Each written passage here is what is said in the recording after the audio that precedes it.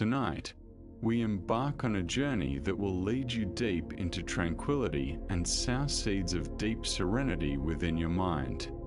There is nothing here you need to achieve. These are not lessons or skills to memorize. They are timeless truths that gently guide you back to the calm that has always resided within you.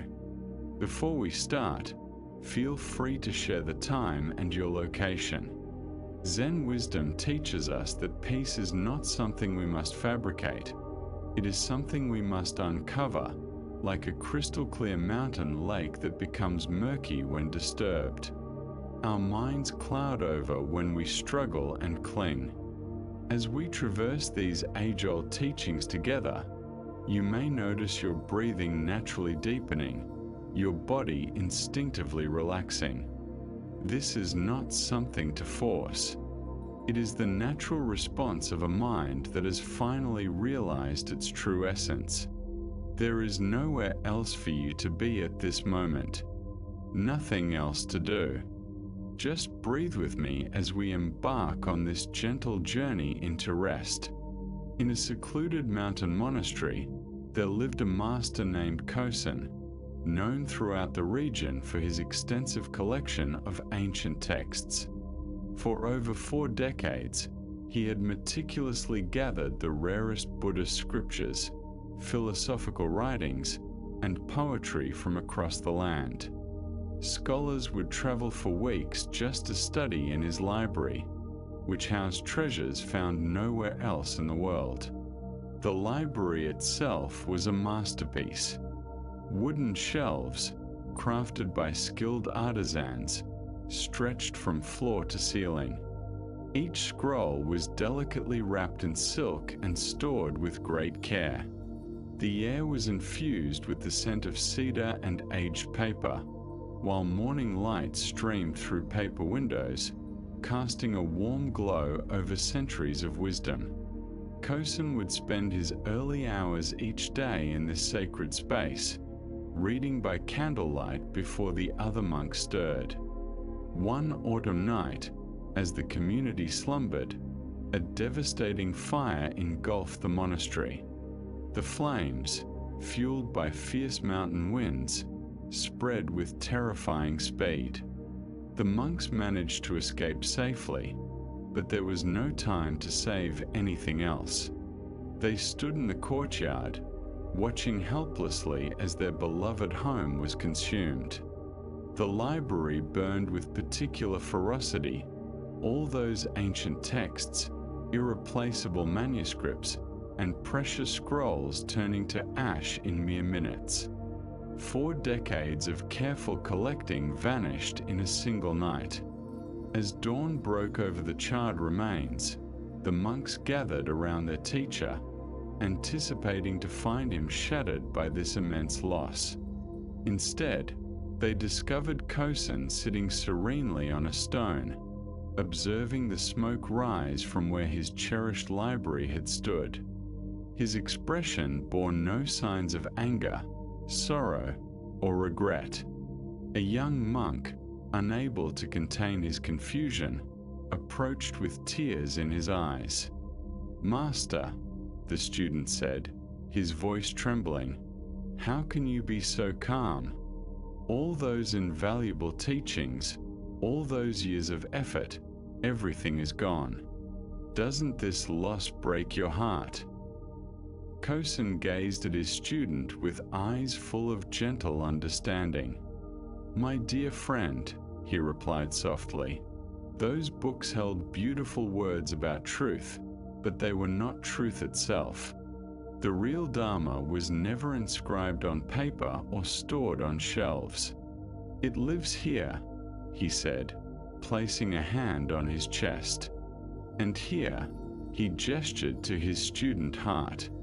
Fire cannot destroy what is truly valuable. The young monk persisted, "But Master, consider all the wisdom that is lost forever.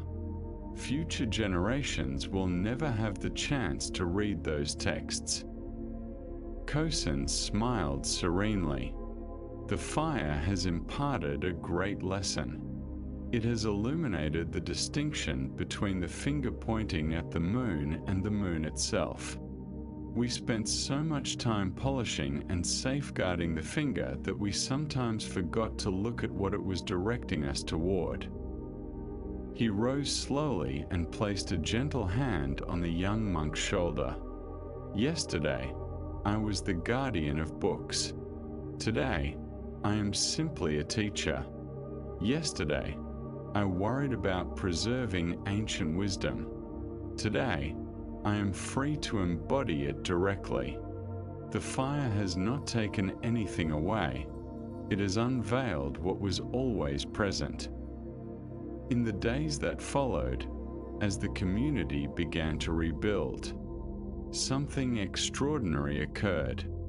Without the distraction of managing and protecting his vast collection, Kosen's teaching became more direct and impactful than ever before. Students who had come expecting to study ancient texts instead encountered a living embodiment of the wisdom those texts had sought to convey. The master had realized that his attachment to preserving the Dharma had, in subtle ways, hindered him from fully expressing it. The fire had liberated him from being a curator of truth and allowed him to become truth itself. This tale sheds light on something significant about the essence of acceptance in Zen practice. True acceptance is not about finding joy in what occurs.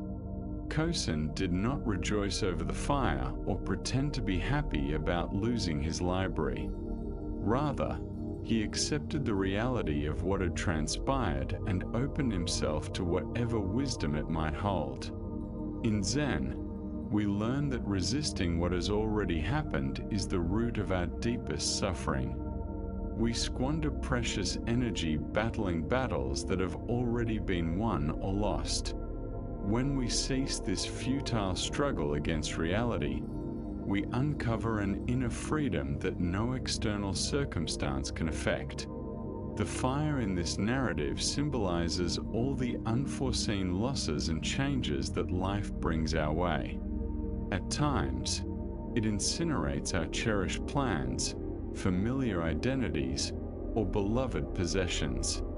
Our initial instinct is to view these occurrences as tragedies, as adversaries to our happiness.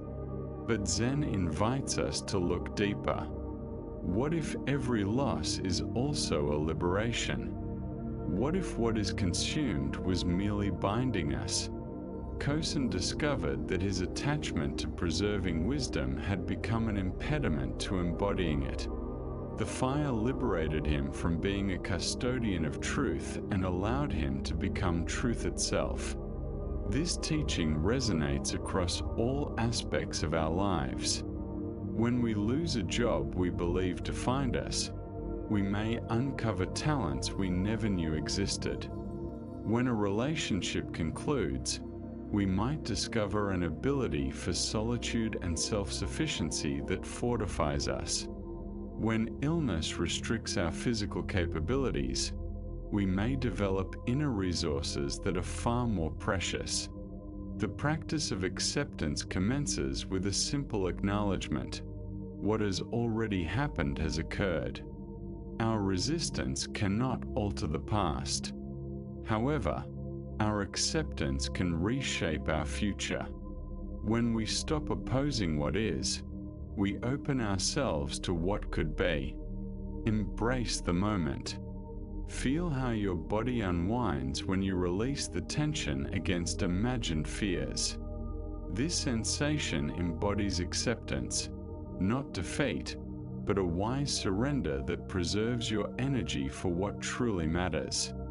Allow me to share a tale that illustrates how acceptance can reshape our connection with imperfection itself.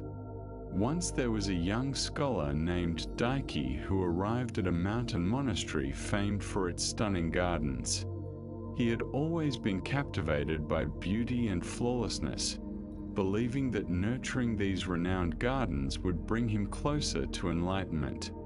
He envisioned his days spent surrounded by impeccably arranged blossoms, geometrically perfect paths, and trees meticulously shaped into ideal forms. On the first morning, the head gardener, an aged monk named Sosin, guided Daiki on a tour of the grounds. They strolled through areas of breathtaking beauty where every element seemed to flourish in perfect unity. Cherry trees arched gracefully over stone paths. Moss-covered rocks formed patterns that appeared almost deliberate. Streams meandered softly, producing melodic sounds as they danced over carefully positioned stones. However, as they continued, they encountered a section that appeared abandoned or overlooked. Here, plants grew wildly and without restraint. Weeds emerged between stones. Branches extended in peculiar directions. At the heart of this untamed area stood a venerable pine tree, its form twisted and bent by years of fierce mountain storms. Its trunk curved in 3 directions, its branches extended at unusual angles, and its bark bore the marks of time. Daiki observed the tree with clear disapproval. "Master Sosin," he remarked, "this old tree surely detracts from the beauty of your garden.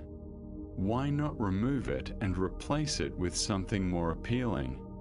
Something that stands tall and strong like the other pines." Sosin paused and looked at the gnarled tree with evident fondness. "This tree," he said softly, "is my greatest instructor. It has imparted lessons that all the flawless specimens could never convey." Daiki appeared puzzled. What could this damaged tree teach that a healthy one could not? The elderly gardener moved closer to the twisted pine and placed his aged hand gently on its rough bark. "This tree has stood for over 200 years. It has weathered storms that have felled younger, straighter trees. It has bent without breaking, adapted while preserving its essence. Each curve in its trunk narrates a tale of resilience. Every twisted branch reflects a creative response to adversity." He gazed at his young pupil with warmth in his eyes.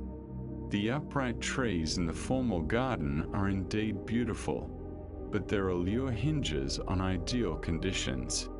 They require shielding from strong winds, optimal soil, and regular pruning to maintain their shape. This ancient pine has discovered its own path to beauty amid imperfect circumstances. Perhaps it has thrived because of them." Sosin guided Daiki to a stone bench positioned to face the tree and invited him to sit. "For the next week," he instructed, "I want you to spend 1 hour each morning simply being with this tree. Do not attempt to fix or enhance it. Do not judge it or wish it were different. Just be present with it as it is." Daiki felt disheartened. He had come to learn about creating beauty, not to dwell on what he perceived as an eyesore. Yet he trusted his mentor and agreed to the exercise. The first morning proved challenging. Daiki sat reluctantly, his thoughts clouded with criticism. The tree appeared broken to him, embodying everything that goes wrong when things are not properly cared for. He spent most of the hour devising plans to improve the garden once this unsightly specimen was removed. However, as the days progressed, a shift began to occur in his perspective. On the 3rd morning, he observed how the morning light illuminated the deep grooves in the bark, casting patterns of shadow and light that were unexpectedly striking. On the 4th day, he noticed a small bird had built its nest in one of the tree's twisted branches, utilizing the unusual angles for shelter and support. By the week's end, Daiki found himself looking forward to his morning sessions with the tree. He started to recognize that its contorted form was not a failure to grow correctly, but rather a masterpiece of adaptation. Each bend and curve represented the tree's creative response to the unique challenges it had encountered. No straight tree could narrate such a rich story of survival and resilience. On the final morning, as Daiki sat in his usual spot, Sosin joined him. "What has this tree taught you?" the wise master inquired. Daiki paused for a long moment before answering. "It has taught me that beauty comes in various forms. The formal gardens are beautiful like a flawless poem, but this tree is beautiful like a wise face that reveals its history. I arrive here wanting to learn how to create perfection, but the tree has shown me how to recognize perfection in things as they are." Sosin nodded approvingly. The tree grows in accordance with its nature and surroundings. It does not strive to become another type of tree. It simply responds authentically to each moment. This is the essence of Zen teaching. Not to mold ourselves or our world into prescribed shapes, but to appreciate the natural perfection that arises when we cease fighting against what is. This narrative unveils another dimension of acceptance that is vital for understanding Zen. We often perceive acceptance as merely tolerating what we dislike. Yet true acceptance delves deeper. It involves realizing that what we initially resist may harbor the very wisdom or beauty we require. Daiki's transformation from criticism to appreciation mirrors our own journey toward accepting not only external situations but also parts of ourselves we deem flawed or insufficient. Like the twisted pine, we all bear scars from the storms we faced. We all possess aspects of our character or history that do not align with our ideal self-image. Zen enlightens us that these perceived imperfections are not barriers to our awakening. They are the very fabric from which enlightenment unfolds. Our struggles become our strengths. Our wounds transform into sources of empathy. Our limitations open pathways to creativity and resourcefulness. The twisted tree withstood storms that toppled straighter trees precisely because it learned to bend. Embracing our flaws.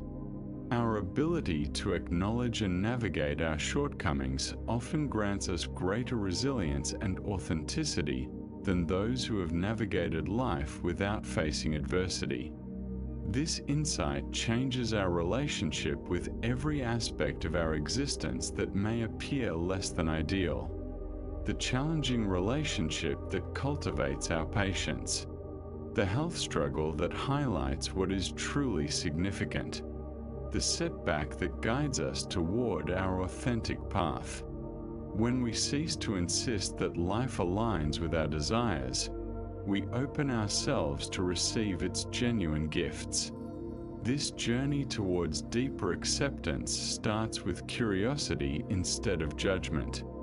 When you encounter something within yourself or your situation that you wish to alter, take a moment to pause. Inquire about what this circumstance might be imparting to you. How could it be ideally suited for your development, even if it doesn't align with your preferences? This doesn't imply becoming passive or neglecting efforts to enhance your circumstances.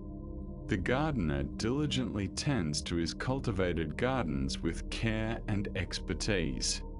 Yet, he also cherishes the untamed beauty that blossoms when nature is permitted to follow its innate wisdom. As you take this moment to rest, reflect on this teaching. Observe any facets of your life where you have been resisting the demand for reality to meet your expectations. What might it feel like to face these challenges with the curiosity and gratitude that Di learned to embody toward the gnarled tree? Breathe softly and allow this understanding to settle within you, akin to nourishing rain soaking into the soil. Tomorrow's trials will remain, but you need not confront them with resistance. You can meet them with the adaptable strength of the ancient pine, bending without breaking, discovering your own true way to flourish. Allow yourself to rest in this realization. Acceptance does not equate to surrender. It lays the groundwork for all authentic transformation. When we cease battling reality, we become open to dancing with it. In this dance, we uncover opportunities we could never have envisioned while struggling against the flow.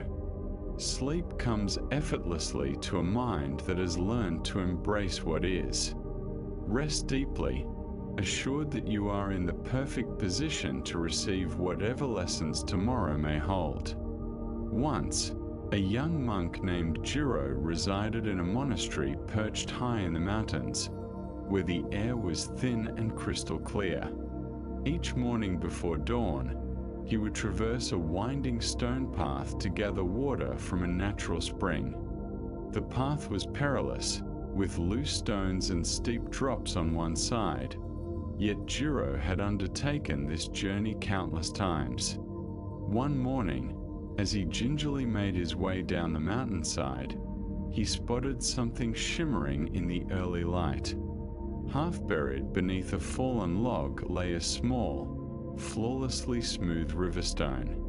But this was not an ordinary stone.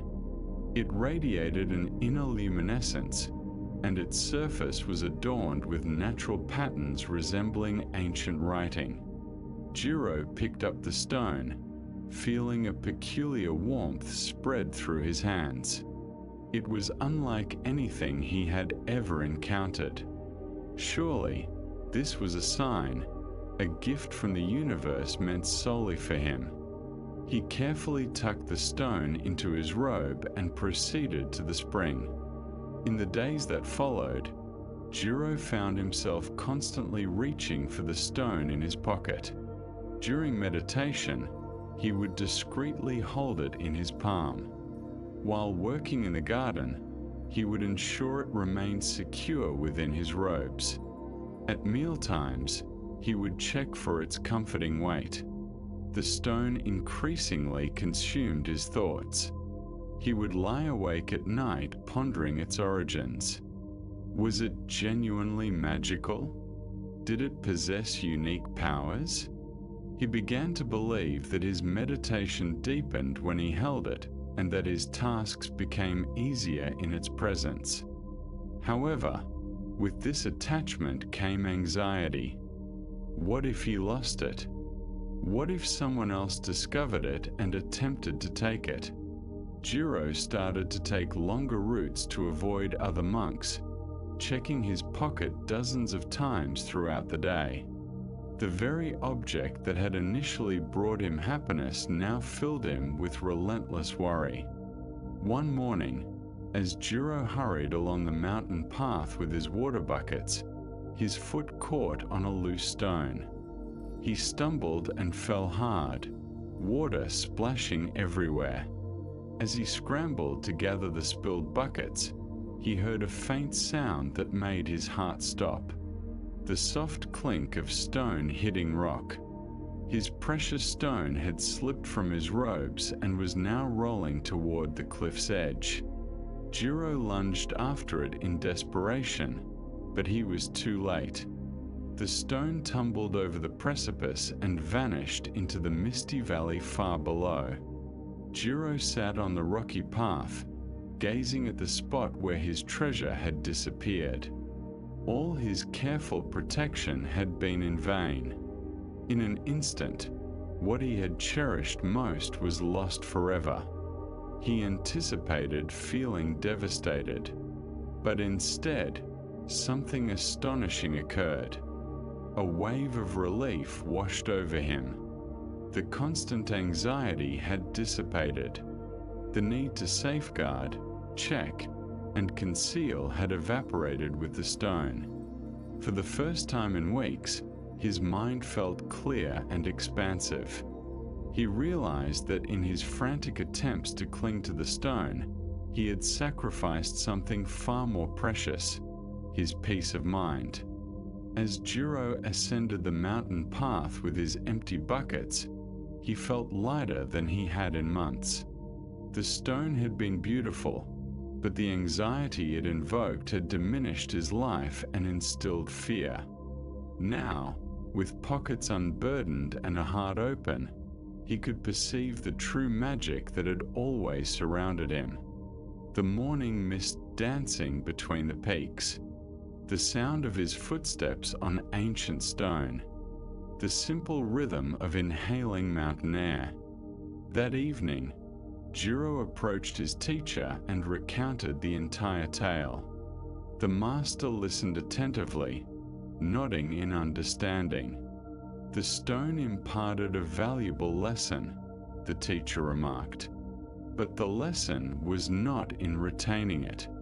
The lesson lay in its loss.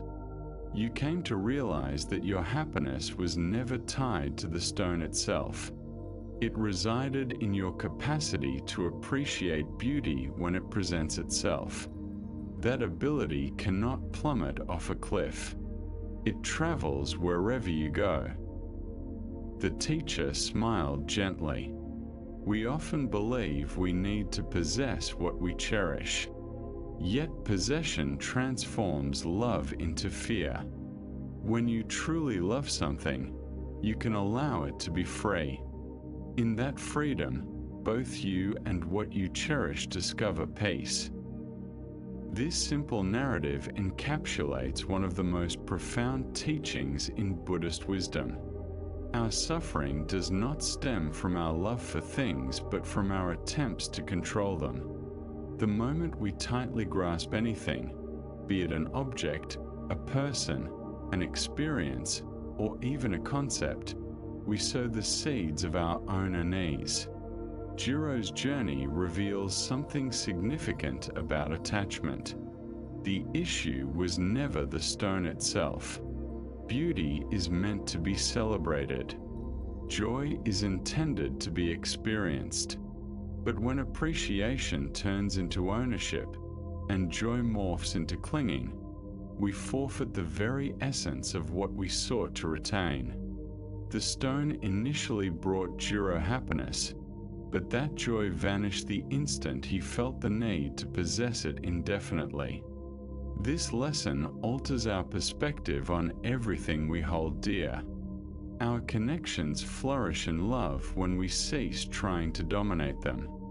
Our experiences become richer when we abandon the desire for them to last eternally.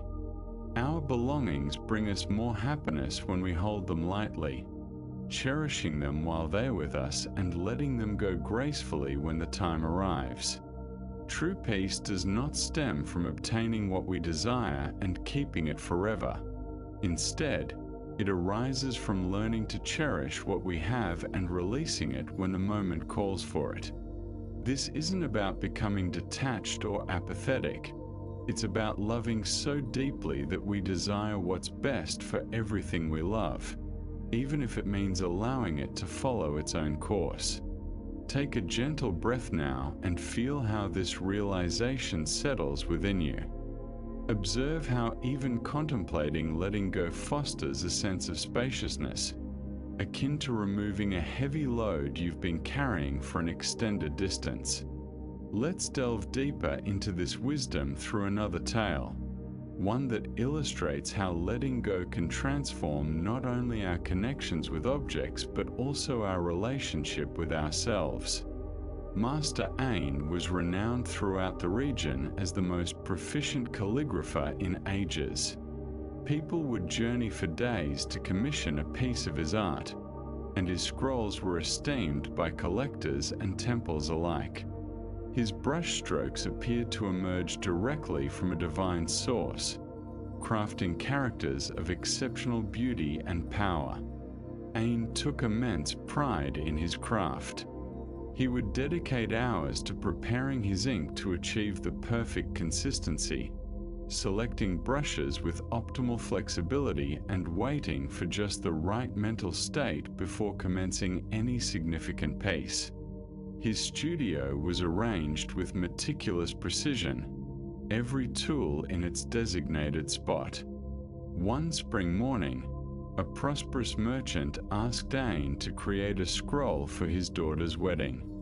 It was to be the most significant piece Ain had ever undertaken, deserving of the considerable payment offered.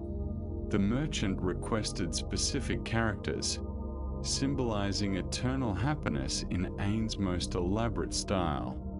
Ain spent days preparing.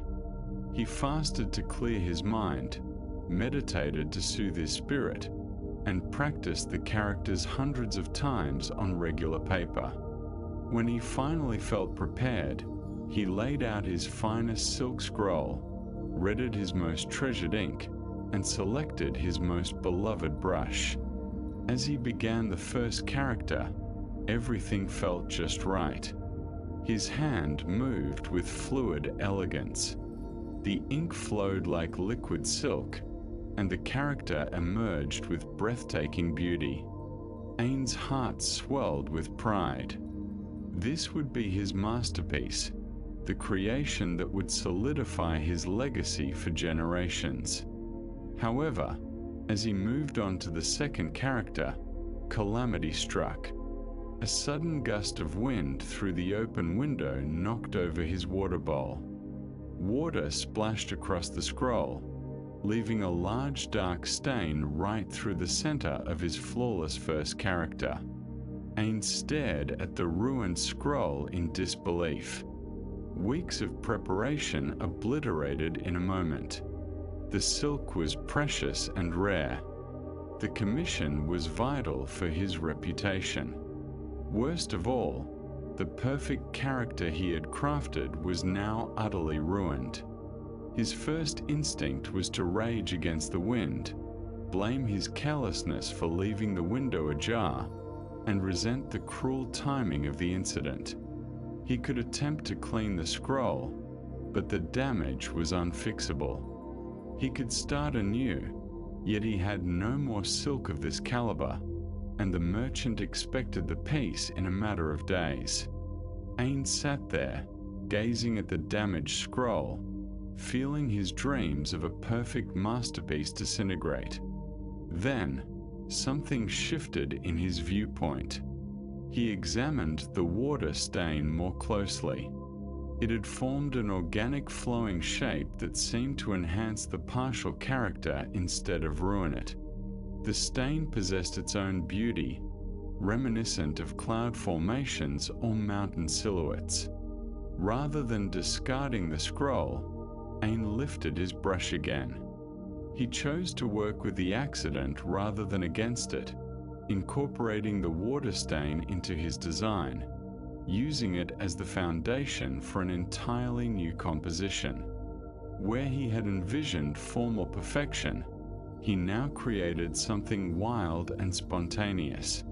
The characters he painted around and through the stain exuded a freedom and energy unlike anything he had ever achieved. Instead of trying to control every brushstroke, he allowed his hand to respond to what was already present on the silk. The accident evolved into a collaborator in creation rather than an adversary. Upon completion, Ain had crafted something far more beautiful than his original intent.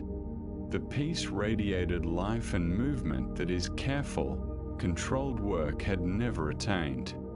The water stain, which had initially seemed disastrous, liberated him from his perfectionism and allowed his true artistic spirit to flourish. The merchant was astonished when he beheld the finished piece. "Master Ain," he exclaimed, "I have encountered many examples of your art, but this surpasses anything you have created before. How did you achieve such unrestrained beauty?" Ain smiled, recalling his initial horror at the mishap. I ceased striving for perfection and instead allowed perfection to manifest itself.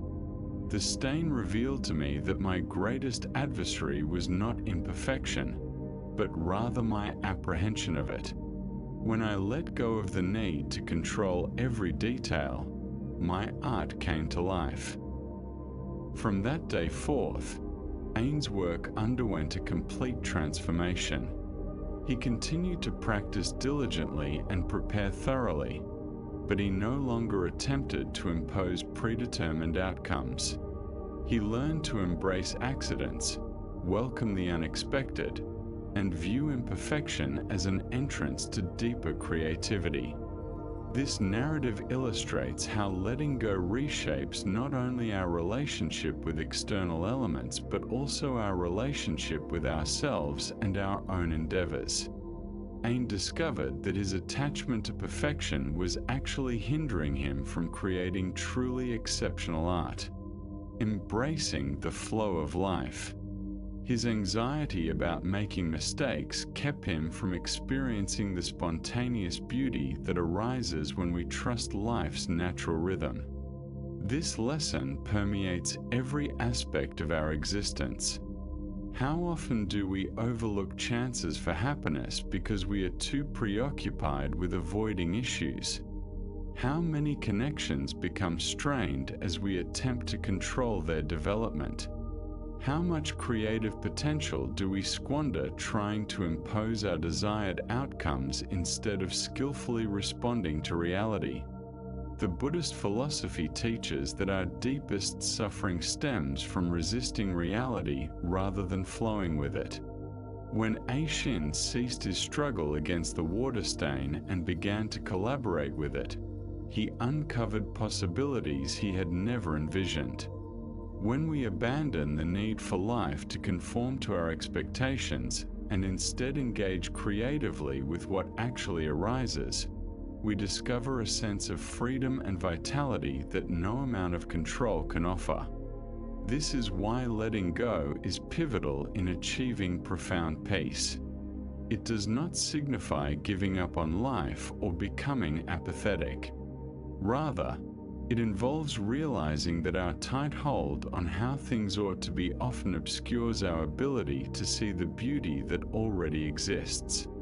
It requires trusting that life possesses an understanding of unfolding that our anxious minds cannot comprehend.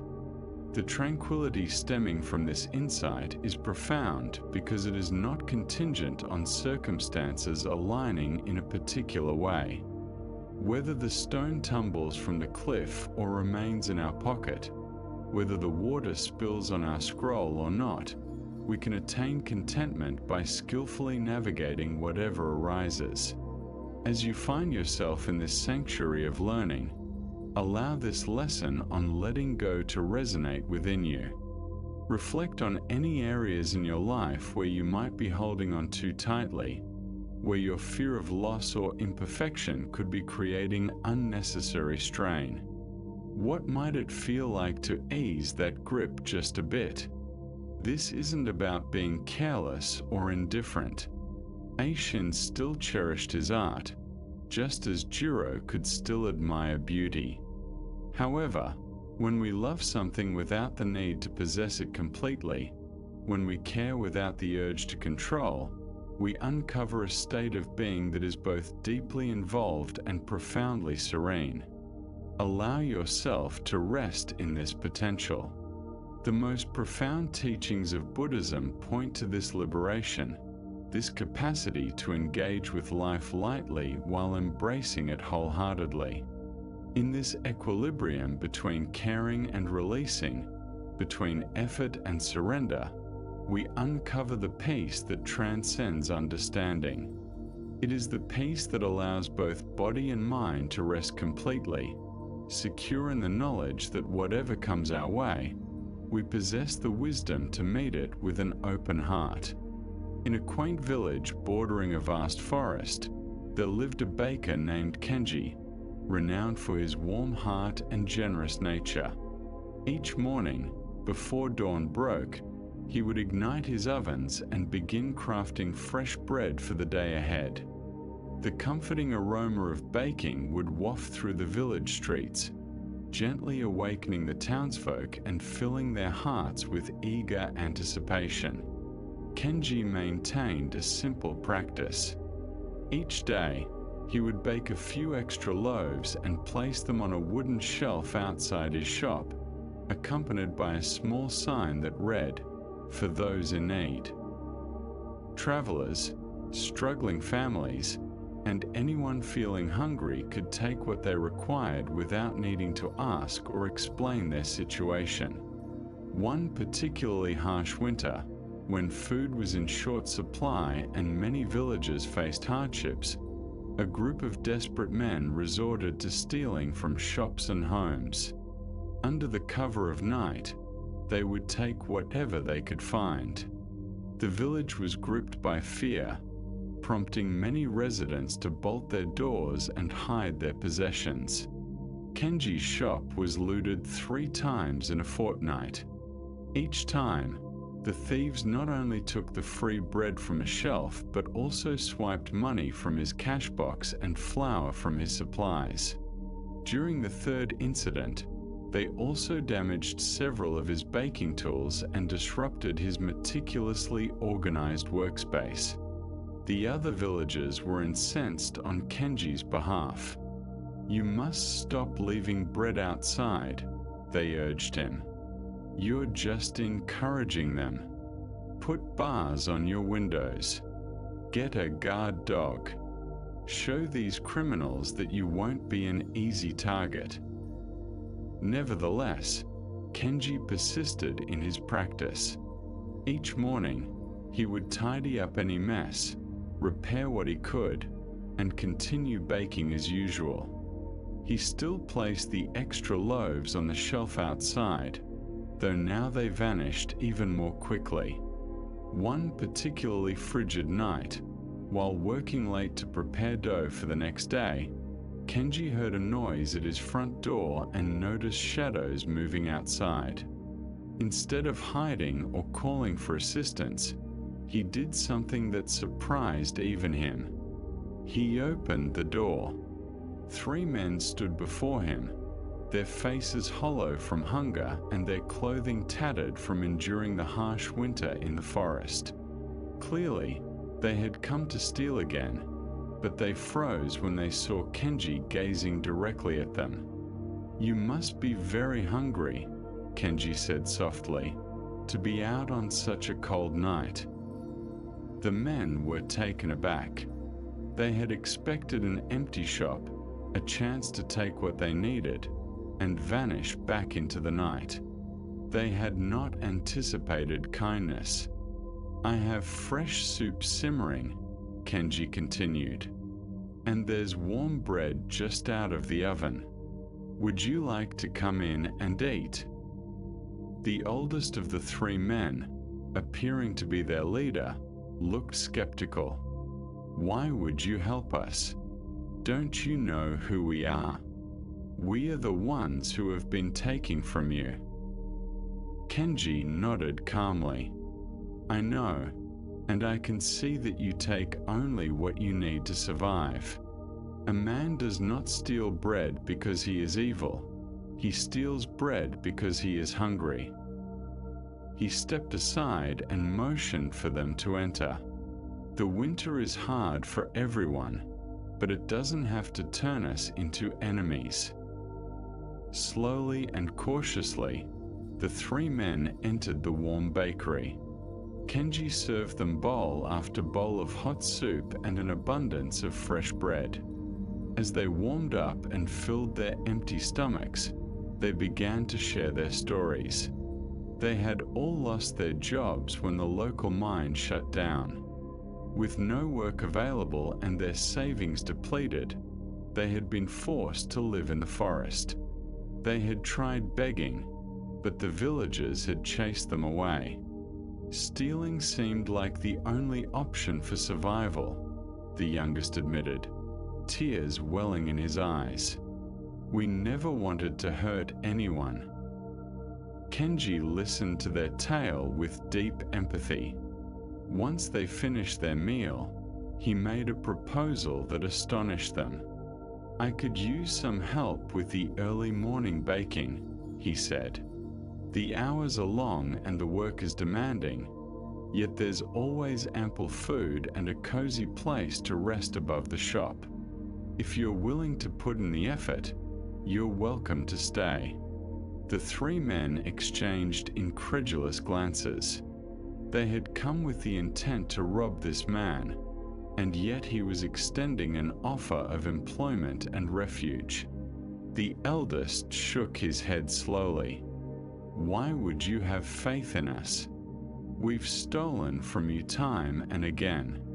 Kenji smiled warmly. "Because I believe that people will strive to improve when given the opportunity. You resorted to theft out of desperation, but desperation doesn't define you. It's merely a situation you found yourself in." The men chose to stay. They worked harder than any staff Kenji had previously employed, filled with gratitude for the chance to earn an honest living. Within a few months, the bakery thrived like never before. The village became safer, and the former thieves earned respect within the community. Years later, when asked why he opted for kindness over retribution, Kenji would reply, "Fear breeds more fear. Anger begets more anger. Yet compassion holds the power to change even the most challenging situations. When we respond to suffering with understanding rather than judgment, we provide everyone involved the opportunity to improve." This simple tale reveals a profound truth about compassion in Buddhist teachings. Genuine compassion isn't just feeling pity for others or being kind when it's convenient. It's the insight to recognize that behind every harmful action lies some form of suffering, and the bravery to respond to that suffering with empathy instead of punishment. Kenji grasped something that the other villagers overlooked. The thieves weren't inherently bad. They were individuals trapped in desperate situations, acting out of pain and necessity rather than malice. By addressing their actions with compassion instead of wrath, he fostered the conditions for real change. This lesson illustrates that compassion is neither weakness nor naivety. It's a potent force capable of transforming seemingly hopeless situations. When we respond to aggression with further aggression, we simply fuel conflict. However, when we can see past someone's harmful actions to the pain that motivates them, we open the door to healing for all parties involved. The profound peace offered by Buddhist teachings partially stems from this awareness. By learning to approach challenges with compassion, we avoid adding our own anger and fear to the world's suffering. Instead, we become catalysts for healing and transformation.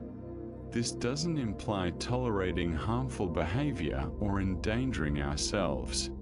It suggests that sustainable solutions arise when we tackle the root causes of issues instead of merely reacting to their symptoms.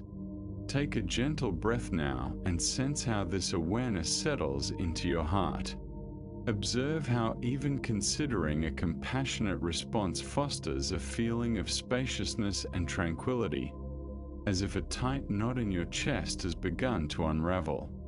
Let's delve deeper into this wisdom through another narrative, one that illustrates how self-compassion can be just as transformative as the compassion we extend to others. Once there was a student named Mickey who traveled to a mountain temple renowned for its rigorous meditation practices. She had heard tales of the monks who could sit in perfect stillness for hours, their minds as clear as mountain lakes, their hearts filled with endless peace. She yearned desperately to attain this same level of spiritual clarity. Mickey dedicated herself to the practice with fierce determination. Rising at 3 a.m., She would meditate before the other students awoke. She remained silent during meals, contemplating spiritual teachings instead of eating. She pushed herself to meditate longer than anyone else, often sitting until her legs became numb and her back ached painfully.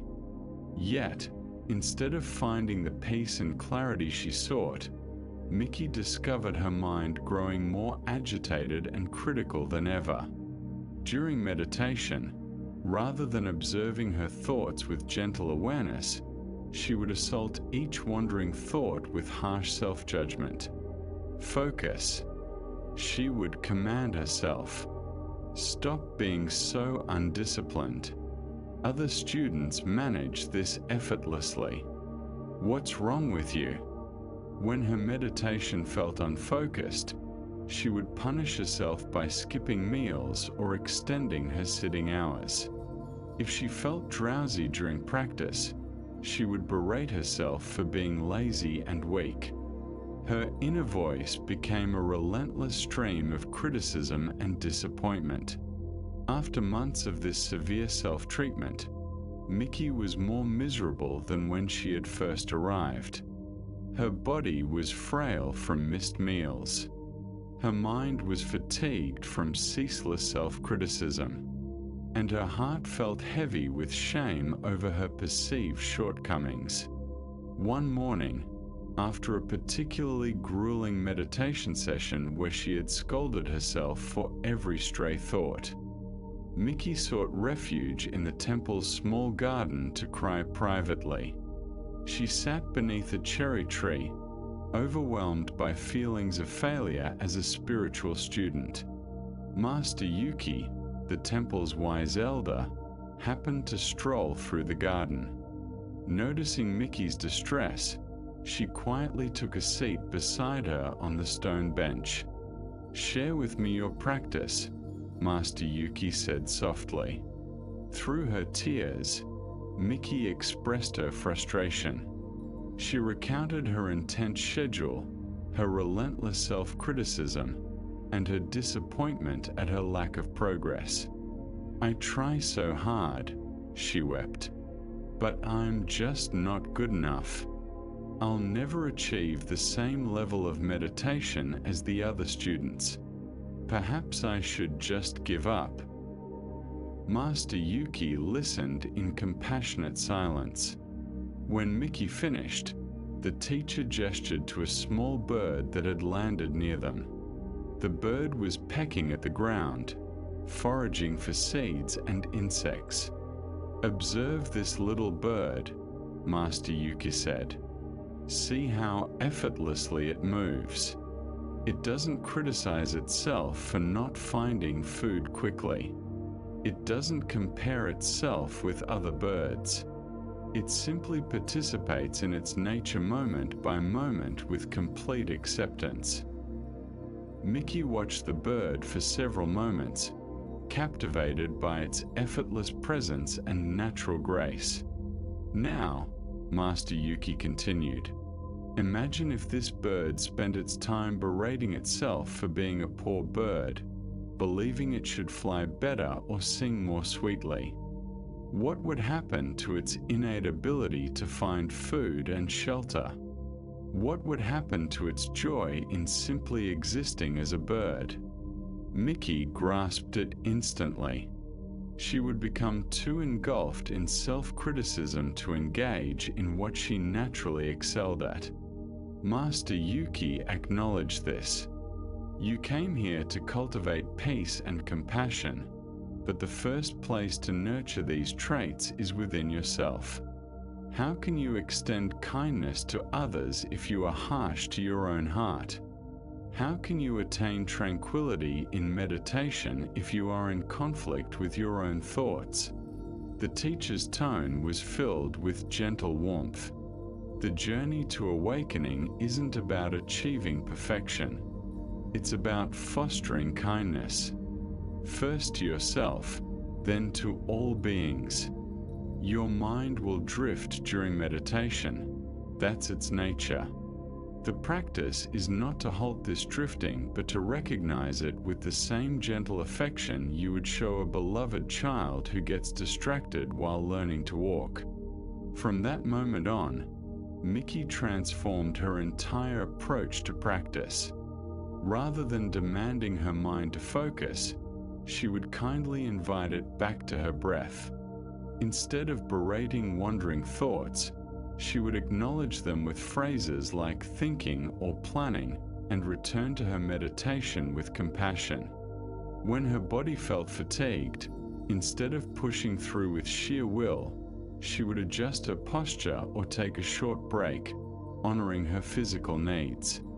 When emotions surfaced during her sitting, she would breathe alongside them with compassion, as if comforting a friend in distress. The change was astonishing. Within weeks, Mickey's meditation deepened naturally and became more serene. Her mind, no longer under constant siege, started to settle into the stillness she had long sought. More importantly, the harsh inner critic that had plagued her gradually transformed into a voice of gentle encouragement and support. Years later, Mickey became renowned for her compassionate teaching style and her ability to guide struggling students toward genuine peace. When asked about her methods, she would say, "I discovered that the kindness we show ourselves lays the groundwork for all the kindness we extend to the world. We cannot give what we do not possess, and we cannot find peace through conflict, even when that conflict is with ourselves." This narrative sheds light on one of Buddhism's most vital teachings regarding compassion. Before we can truly assist others or discover enduring peace, we must learn to treat ourselves with the same gentleness and understanding we would extend to someone we deeply cherish. Most of us harbor an inner critic that is far harsher than we would ever be to a friend. This internal strife prevents us from tapping into our inherent wisdom and peace. Mickey's journey illustrates that self-compassion is not self-indulgence or a means of justifying laziness. It is the acknowledgement that we learn and grow more effectively in an environment of kindness than in one of constant judgment. When we cease our warfare against our own shortcomings, our minds naturally settle into the peace that has always existed beneath the turmoil.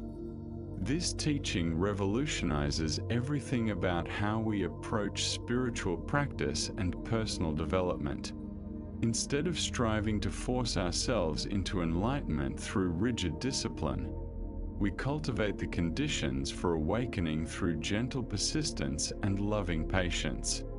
Like a garden that thrives with consistent care rather than violent digging, our hearts and minds blossom when nurtured with compassion.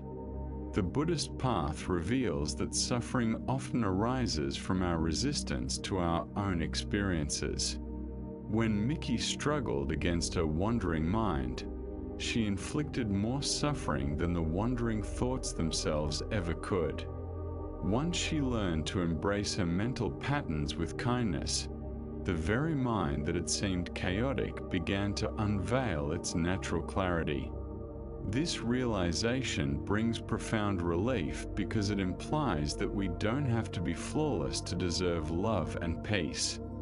We need not eradicate all our imperfections before we can start helping others. We simply have to learn to regard our flaws with the same compassionate understanding we would offer any being in distress.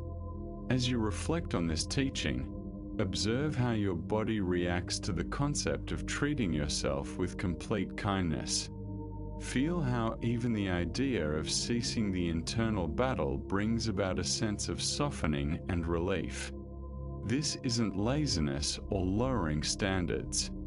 It is the recognition that love holds greater transformative power than fear. The compassion that begins within us naturally extends outward to encompass all beings. When we cease to judge our own challenges, we become more patient with the struggles of others. When we learn to forgive our own missteps, we develop the capacity to forgive those who have wronged us.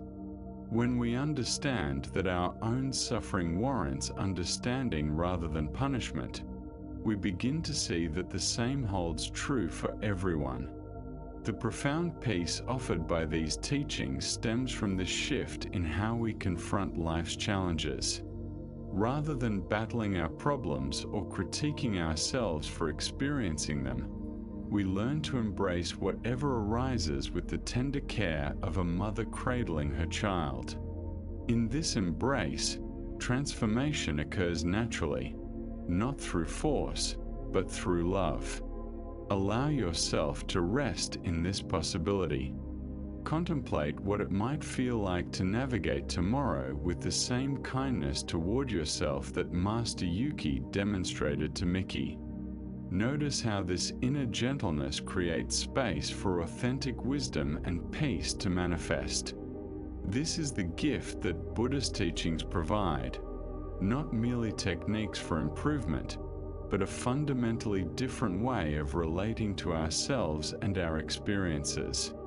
A way that inevitably leads to the profound rest that emerges when the heart finally feels safe enough to be at peace. Once, there was a young tea merchant named Taro who journeyed from village to village selling the finest teas sourced from distant mountains. His cart brimmed with meticulously wrapped packages of green tea, black tea, and rare flowering teas that blossomed like flowers when steeped in hot water. Taro took immense pride in his tea knowledge and his knack for pairing each customer with the perfect blend to suit their palate. Yet, Taro faced a challenge. His mind was perpetually elsewhere. While strolling through one village, he would be preoccupied with thoughts of the next village he needed to visit. In the midst of engaging with customers about tea, Taro often found himself preoccupied with thoughts of profits or the weather for his upcoming travels. During dinner, he would be busy strategizing his route for the next day or replaying earlier conversations in his mind. This relentless mental chatter left Taro feeling drained and unfocused. Frequently, he would reach a new village only to find that he had little recollection of the journey that brought him there. After speaking with customers, their names and purchases would slip from his memory almost immediately. His life resembled a whirlwind of incessant activity, devoid of any true satisfaction or tranquility. One evening, Taro arrived at a mountain village just as twilight descended. Weary from a long day of travel, he was eager to secure a place to stay for the night. As he navigated the serene streets, dragging his cart behind him, he spotted a quaint tea house illuminated by a warm glow spilling from its windows. Inside, an elderly woman was seated at a low table, meticulously preparing tea with slow, intentional movements. Taro was drawn to her presence. She seemed completely immersed in her task, as if nothing else existed apart from the tea ceremony unfolding before her. Taro knocked softly and inquired if he might find shelter for the night. The woman, introducing herself as Sachiko, graciously welcomed him and invited him to take a seat while she completed her tea preparation. "I am a tea merchant," Taro explained, easing his tired body onto a cushion. "I carry teas from all over the region. Perhaps you would be interested in sampling some of my finest selections."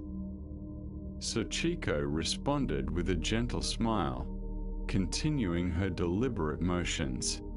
"Thank you for your kind offer," she replied. "But first, would you care to join me in enjoying this tea I have already made? It's simply green tea, nothing extravagant." Taro accepted, though he was eager to showcase his premium options. Sachiko poured the tea into modest clay cups, placing one in front of Taro. She then raised her own cup and savored a slow, appreciative sip. Taro lifted his cup, taking a quick drink, prepared to comment on the quality and suggest improvements. Before he could express his thoughts, Sachiko quietly asked, "What do you taste?" Taro was taken aback by the question. "Well, it's green tea. It's decent, but I have much better varieties in my cart. The leaves could benefit from being picked earlier in the season for a more delicate flavor." "And no," Sachiko gently interrupted, "I didn't ask for your analysis or comparison. I asked what you taste right now, in your mouth. What do you truly taste?" Confused, Taro paused. He lifted the cup again and took another sip, attempting to concentrate on the actual sensations present in his mouth. Yet, his mind quickly reverted to its usual pattern of comparison and judgment. "Try again," Sachiko encouraged. "This time, drink as if you've never tasted tea before, as if this is the very first sip of tea in your life." Although Taro found the suggestion odd, something about the woman's tranquil demeanor compelled him to give it a shot. He lifted the cup very slowly, taking the smallest sip possible. Instead of overthinking the tea, he aimed to simply experience it. For the first time, he sensed the warmth spreading across his tongue. He noticed the subtle astringency that left his mouth feeling slightly dry. A hint of sweetness emerged after the initial bitterness faded, along with an earthy quality reminiscent of morning mist cloaking mountain forests. "Now, what did you taste?" Sachiko inquired. "I actually tasted the tea," Taro admitted, astonished by his own realization. "Not my thoughts about the tea, but the tea itself." Sachiko nodded in approval. Many people go through life drinking tea without ever truly tasting it. They are so preoccupied with thinking about the tea, comparing it to others, and deciding whether they like it or not that they miss the direct experience of drinking. She poured him another cup. "Try again. This time, also notice what it feels like to hold the warm cup in your hands. Be aware of the sensation of swallowing. Pay attention to the steam rising from the surface." For the next hour, Taro savored tea with a level of attention he had never experienced before. Each sip became a meditative moment. He observed how his breathing naturally slowed as he focused entirely on the present. His racing thoughts settled into quiet appreciation for the reality unfolding in that moment. "This is how I learned to find peace," Sachiko shared as evening deepened. "Not by altering my circumstances, but by fully engaging with whatever is already here. I have been making tea this way for 30 years and discover something new every time because I am genuinely present for the experience." That night, Taro slept more soundly than he had in months. The following morning, as he prepared to continue his journey, everything felt transformed. While loading his cart, he became acutely aware of the weight and texture of each package. Walking through the village, he heard birds singing, sounds he had never noticed before. The morning air felt invigorating against his skin. From that day onward, Taro's approach to his work underwent a complete transformation. Rather than rushing through his days with a wandering mind, he began to implement the wisdom Sachiko had imparted. When conversing with customers, he listened intently to their words instead of planning his next pitch. As he walked from village to village, he took note of the shifting landscape, the sensation of his feet on the ground, and the rhythm of his breathing. This simple realignment of focus not only enriched Taro's experience of his work, but also elevated his success as a merchant. Customers sought him out because they felt genuinely heard and understood during their conversations. His authentic presence fostered trust, and his attentive nature enabled him to connect each person with the perfect tea to meet their needs. Years later, when people asked Taro about the secret to his serene contentment, he would share, "I learned that happiness isn't something you discover by searching elsewhere. It's something you uncover by being completely present in the moment." This narrative illustrates one of Buddhism's most practical and transformative teachings, the practice of mindfulness or complete attention to the present. Most of us, like Taro before his encounter with Sachiko, live our lives with our bodies in one place while our minds wander elsewhere. We eat without tasting, walk without seeing, and communicate without truly listening.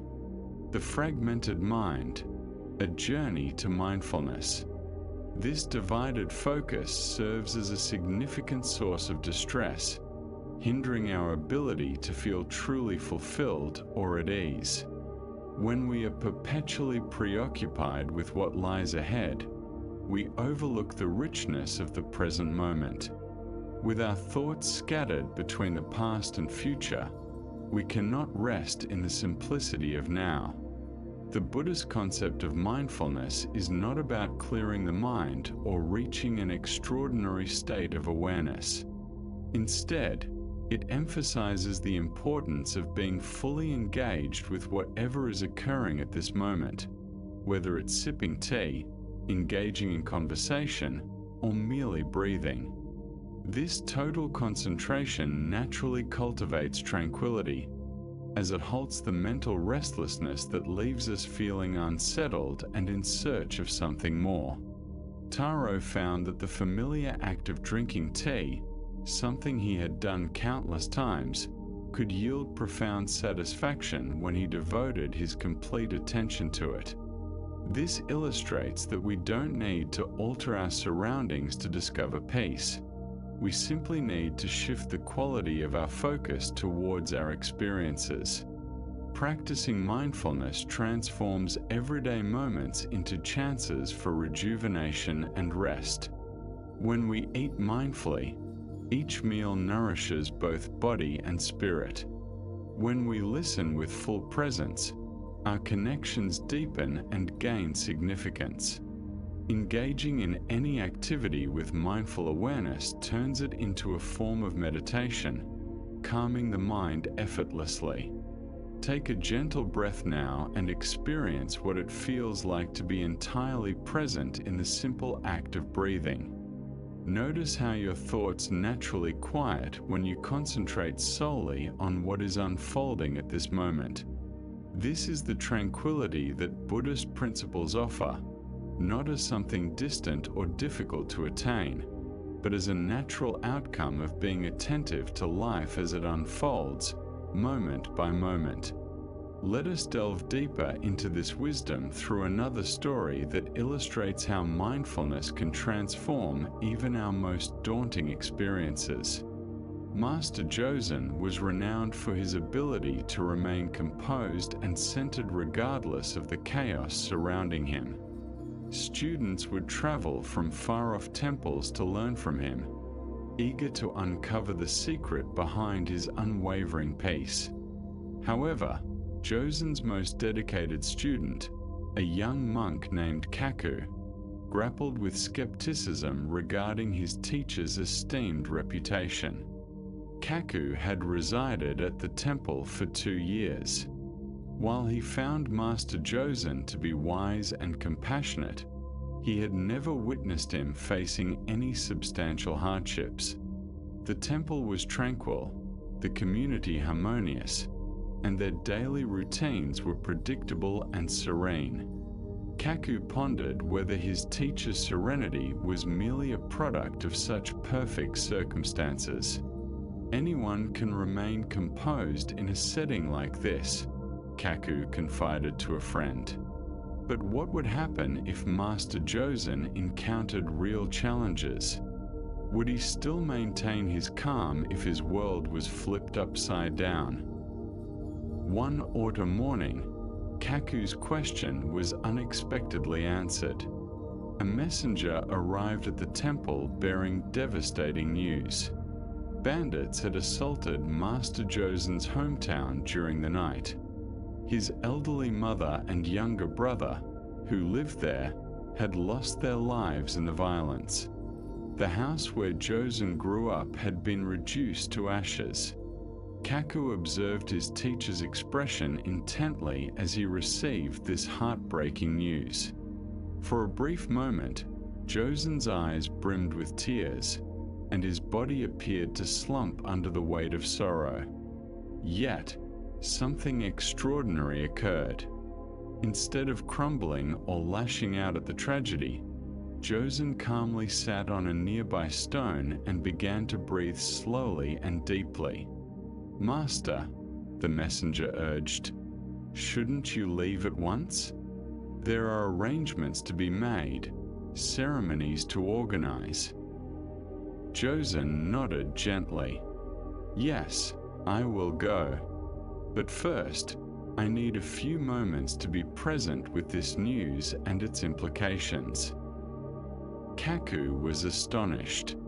His teacher was confronting the most profound tragedy imaginable, yet he was not frantically rushing around or drowning in despair. Instead, he sat quietly, seemingly paying careful attention to his own shock and grief. After several minutes of silent breathing, Josen stood up with composure. "Kaku," he said, "please accompany me. We will travel to my village together." Throughout the lengthy journey, Kaku anticipated his teacher to be consumed by sorrow or distracted by plans. Instead, he discovered that Josen was more present and focused than ever. When they paused to rest, Josen admired the changing hues of the autumn leaves. When they encountered fellow travelers, he listened to their stories with unwavering attention. When they shared simple meals, he savored the food with genuine appreciation.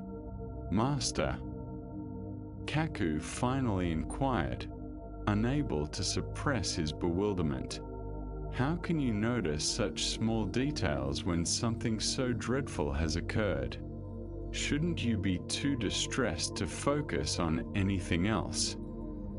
Josen halted and regarded his student with eyes that reflected both deep sadness and profound tranquility. "Kaku, this is precisely when mindful attention becomes most crucial. In times of overwhelming tragedy, our instinct is often to flee from the present moment. We become entangled in thoughts about what we could have done differently, or we envision how the future will be tarnished by this loss." He gestured to the forest path they were traversing. But escaping into mental narratives about the past or future does not benefit anyone. "My mother and brother are gone. No amount of mental turmoil will bring them back. What I can do is honor their memory by remaining fully present for whatever requires my attention right now." Josen picked up a fallen leaf and examined its intricate vein patterns.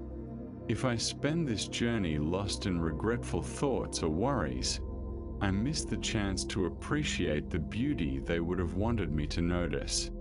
If I am too distracted by grief to listen intently to the people we meet, I might overlook opportunities to assist someone in need." He looked directly at Kaku. Mindfulness does not entail evading difficult emotions or pretending that everything is all right. It is about being present for all of life, including its painful aspects. When I embrace my grief mindfully, I can experience it fully without being overwhelmed by it. By staying present even in sorrow, I remain capable of responding wisely to whatever requires my care. Upon reaching the village, Kaku witnessed his teacher's wisdom in action, the gift of presence. Because Josen was deeply engaged in every conversation and choice, he found the strength to support other families in mourning, arrange significant ceremonies, and manage practical issues with both clarity and empathy. His focused attention enabled him to provide real assistance during a time when many would have been too overwhelmed to think clearly. That night, while sitting beside the graves of his mother and brother, Josine shed quiet tears. However, even his weeping felt distinct from regular sorrow.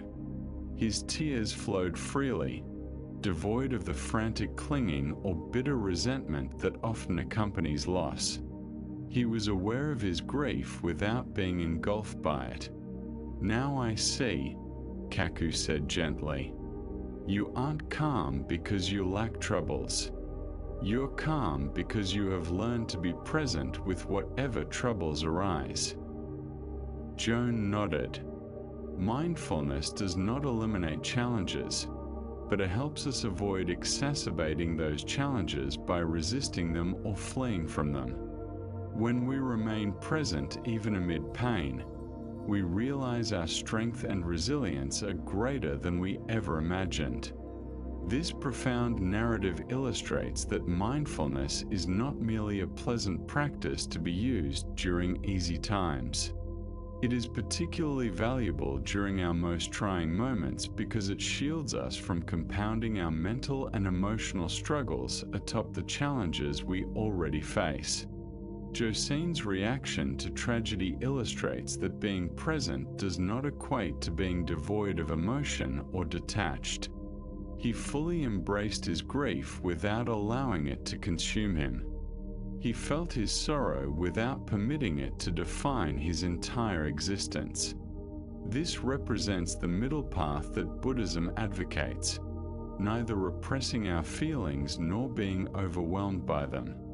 In moments of loss, disappointment, or crisis, our minds frequently complicate matters by spinning narratives about how dreadful everything is, how unfair life can be, or how we will never recover from this setback. These mental embellishments to our actual experiences generate significantly more suffering than the initial issue ever could. Mindful presence provides an alternative approach to facing difficulties. Rather than battling painful emotions or drowning in them, we can learn to coexist with them. When we allow ourselves to breathe with our sadness instead of resisting it, when we acknowledge our fears without being governed by them, we discover our capacity to handle much more than we previously thought possible. This insight brings immense relief because it tells us we do not have to wait for life to become problem-free before finding peace. We can cultivate a sense of tranquility even amidst challenges by remaining present to what is genuinely happening, rather than getting lost in the narratives we create about our circumstances. The Buddhist path recognizes that suffering is an inherent aspect of life. However, it teaches that much of our suffering arises from our resistance to the reality of the present moment. By learning to approach each moment with mindful awareness, even the difficult moments become manageable. We stop squandering energy fighting against what already exists and can redirect that energy toward responding with wisdom and compassion. As you settle into this understanding, appreciate how the practice of presence instills a sense of stability and groundedness. Even in the face of challenges or uncertainties, this moment is manageable. You can breathe through whatever you are experiencing. You can fully engage with your life as it unfolds, not as you wish it to be, but as it genuinely is. This is the gift that mindfulness brings, not the eradication of all problems, but the realization that we can confront any issue with awareness and grace. Not a guarantee that life will always be comfortable, but the wisdom to find peace amid whatever life presents. When we learn to rest fully in the present moment, we uncover the profound peace that these ancient teachings have always been guiding us toward. High in the mountains lived a scholar named Hyodo, who had dedicated his entire life to the study of Buddhist philosophy. His modest home was filled from floor to ceiling with ancient texts, commentaries, and teachings from various schools of Buddhist thought. He could recite intricate philosophical arguments by heart and explain the most nuanced points of doctrine with remarkable accuracy. Hyodo spent his days immersed in reading, taking notes, and composing his own commentaries on the great works of Buddhist literature. He had established himself as one of the most knowledgeable Buddhist scholars in the area. Occasionally, students would make the arduous journey to his mountain retreat to learn from him, hoping to gain insights from his vast expertise. However, despite all his knowledge, Hyodo sensed that something was lacking. His comprehension was thorough in theory, yet he often found himself as bewildered by life as anyone else. When confronted with everyday challenges or difficult emotions, his scholarly insights seemed to provide little practical assistance. He could articulate the nature of suffering in intricate detail, yet he still experienced suffering. He could perfectly describe the path to enlightenment, but he felt far from experiencing it himself. One winter morning, an elderly woman appeared at Hyodo's door. She was stooped with age, dressed in simple peasant attire and carrying a small bundle of vegetables. She resembled any other village farmer, certainly not someone who would have anything to impart to a distinguished scholar. "Excuse me, sir," she spoke in a humble tone. "I have walked all night through the snow and am very cold and weary.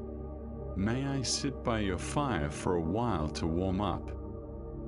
Though annoyed at the disruption to his studies, Hyodo's Buddhist training reminded him of the significance of compassion. He begrudgingly permitted the woman to enter and sit by his modest hearth. As she warmed herself, the old woman took note of the books that cluttered every surface of the room. "My," she said, visibly impressed, "you must be quite wise to have read so many texts on Buddhism." Hyodo felt a swell of pride. "Indeed," he replied, "I have devoted over 30 years to studying Buddhist philosophy. I am familiar with the teachings of all the great masters. There's likely no question regarding Buddhist doctrine that I cannot answer." The old woman appeared impressed. "How splendid," she remarked. "I am merely a simple farmer, but I have always pondered something. Perhaps you could assist me in understanding it." Hyodo, eager to showcase his expertise to someone who would surely be in awe of his wisdom, responded, "Of course." The woman sat in silence for a moment, gazing into the flames. Finally, she inquired, "What is Buddha?" Hyodo began an intricate explanation. He elaborated on the historical Buddha, discussed Buddha nature, and delved into the various forms of Buddha as understood in different philosophical frameworks. He referenced ancient scriptures and mentioned renowned masters. For almost an hour, he covered every facet of Buddhahood that his academic background had equipped him with. Upon concluding, he turned to the elderly woman, anticipating her astonishment at his extensive knowledge. Instead, she appeared perplexed. "I apologize," she said with sincerity, "but I still don't grasp it. You've shared many details about Buddha, yet you haven't clarified what Buddha Island is." Hayato felt a surge of irritation. "I just elucidated it thoroughly. Perhaps you weren't paying close enough attention. Buddha is the enlightened one, the individual who attained complete awakening, the mentor who illuminated the path to liberation from suffering." "Yes, yes," the old woman interjected gently. "But what is Buddha? Not what Buddha accomplished or taught, but what Buddha is." Hayato attempted again, this time using different language and approaching the inquiry from several philosophical perspectives. Yet, no matter how he articulated it, the woman persistently posed the same straightforward question. "But what is Buddha?" After 2 hours of increasingly exasperated explanations, Hayato finally lost his temper. "Look, old woman, if you can't comprehend such fundamental Buddhist concepts, perhaps you should remain in farming and leave philosophy to those who can grasp it." The elderly woman gazed at him with eyes that suddenly appeared far more profound and wise.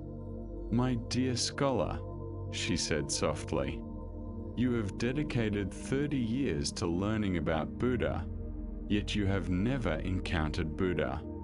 You can describe Buddha perfectly, but you don't understand what Buddha Island is." She rose slowly, collecting her small bundle. True understanding is not derived from books or explanations.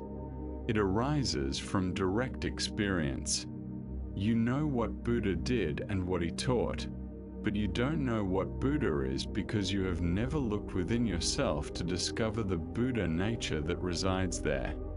As she made her way toward the door, she turned back with a warm smile.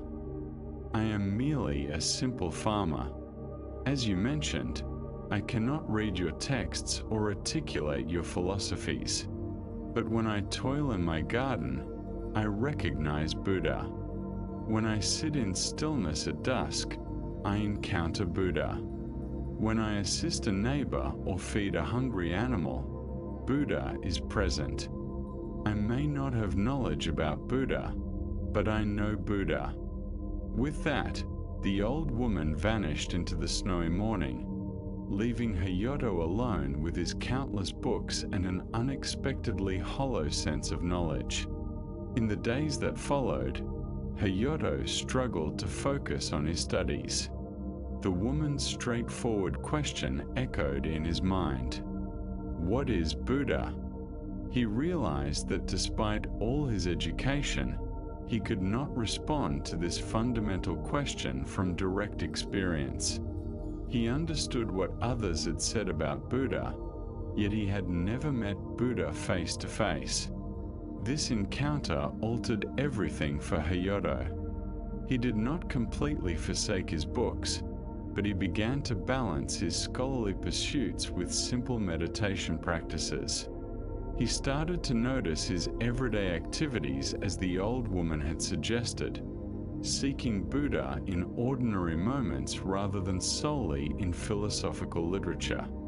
Gradually, Hayato's comprehension shifted from something he possessed in his mind to something he felt in his heart. His knowledge evolved into wisdom not through the acquisition of new information, but because he began to embody what he had always understood on an intellectual level. This narrative highlights a crucial distinction within Buddhism, the gap between intellectual knowledge and experiential wisdom. We can immerse ourselves in spiritual teachings for years, becoming experts in articulating them. However, this type of knowledge often remains detached from our lived experience. Hayoto's interaction with the old woman illustrates that true understanding cannot be solely obtained from books, no matter how many we read or how proficiently we comprehend them. Wisdom arises when we cease to gather information about truth and begin to encounter truth directly through our awareness and daily existence.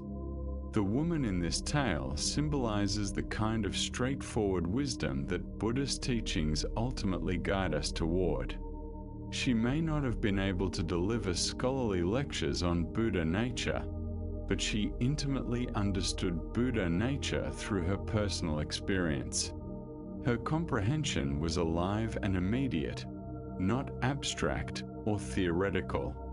This teaching holds particular significance in our contemporary world, where we have access to more spiritual information than any prior generation. We can peruse thousands of texts, view countless videos, and attend endless workshops on enlightenment and inner peace. Yet, none of this accumulation of knowledge will grant us the profound peace these teachings promise unless we learn to experience what we are studying. The Buddhist journey is not about becoming more knowledgeable about spirituality. It is about awakening to the reality already present in each moment. When we attempt to think our way to peace through analysis, we often drift further from the direct experience that could genuinely provide us with peace. Take a gentle breath now and notice the difference between merely thinking about breathing and fully experiencing your breath. This simple distinction points toward the wisdom the old woman aimed to convey. Truth is not something we deduce with our intellect, but something we encounter with our entire being. Let us delve deeper into this teaching through another story that illustrates how wisdom often arises not from possessing all the answers, but from asking the right questions. There once existed a monastery where the monks were renowned for their fervent debates regarding Buddhist philosophy. Each evening, after completing their work, they would convene in the main hall and engage in intricate discussions about the nature of reality, the essence of the teachings, and the correct interpretation of ancient texts. A young monk named Goro particularly relished these debates. He was quick-witted and well-read, taking great pride in his ability to win arguments and demonstrate the errors of his fellow monks. He devoted his days to preparing clever points and examining obscure texts to impress everyone with his knowledge during the evening discussions. One day, a new monk named Tekken arrived at the monastery, and he stood out among the rest. He was older, likely in his 60s, with hands that bore the marks of toil and a demeanor that hinted at a life spent in labor rather than academic pursuits. During the evening discussions, he would sit quietly at the back, listening intently, yet never engaging in the dialogue. This behavior intrigued Goro. How could someone endure such captivating conversations without feeling the urge to join in? After a week of observing Tekken's silence, Goro decided to involve him in the discourse. During a particularly intense debate on the nature of emptiness, Goro addressed the newcomer, saying, "Brother Tekken, you've been here all week absorbing our discussions without sharing your thoughts. Surely you must have an opinion on whether phenomena possess inherent existence."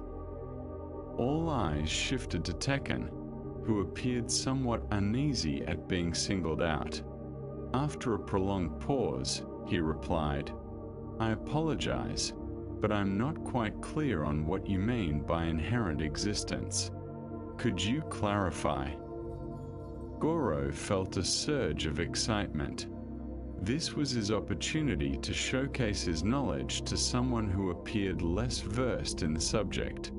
He launched into a comprehensive explanation of the philosophy of emptiness, peppering his speech with technical jargon and references to ancient sages. After he concluded, Tekken nodded slowly. "Thank you for that clarification, but I still find myself puzzled.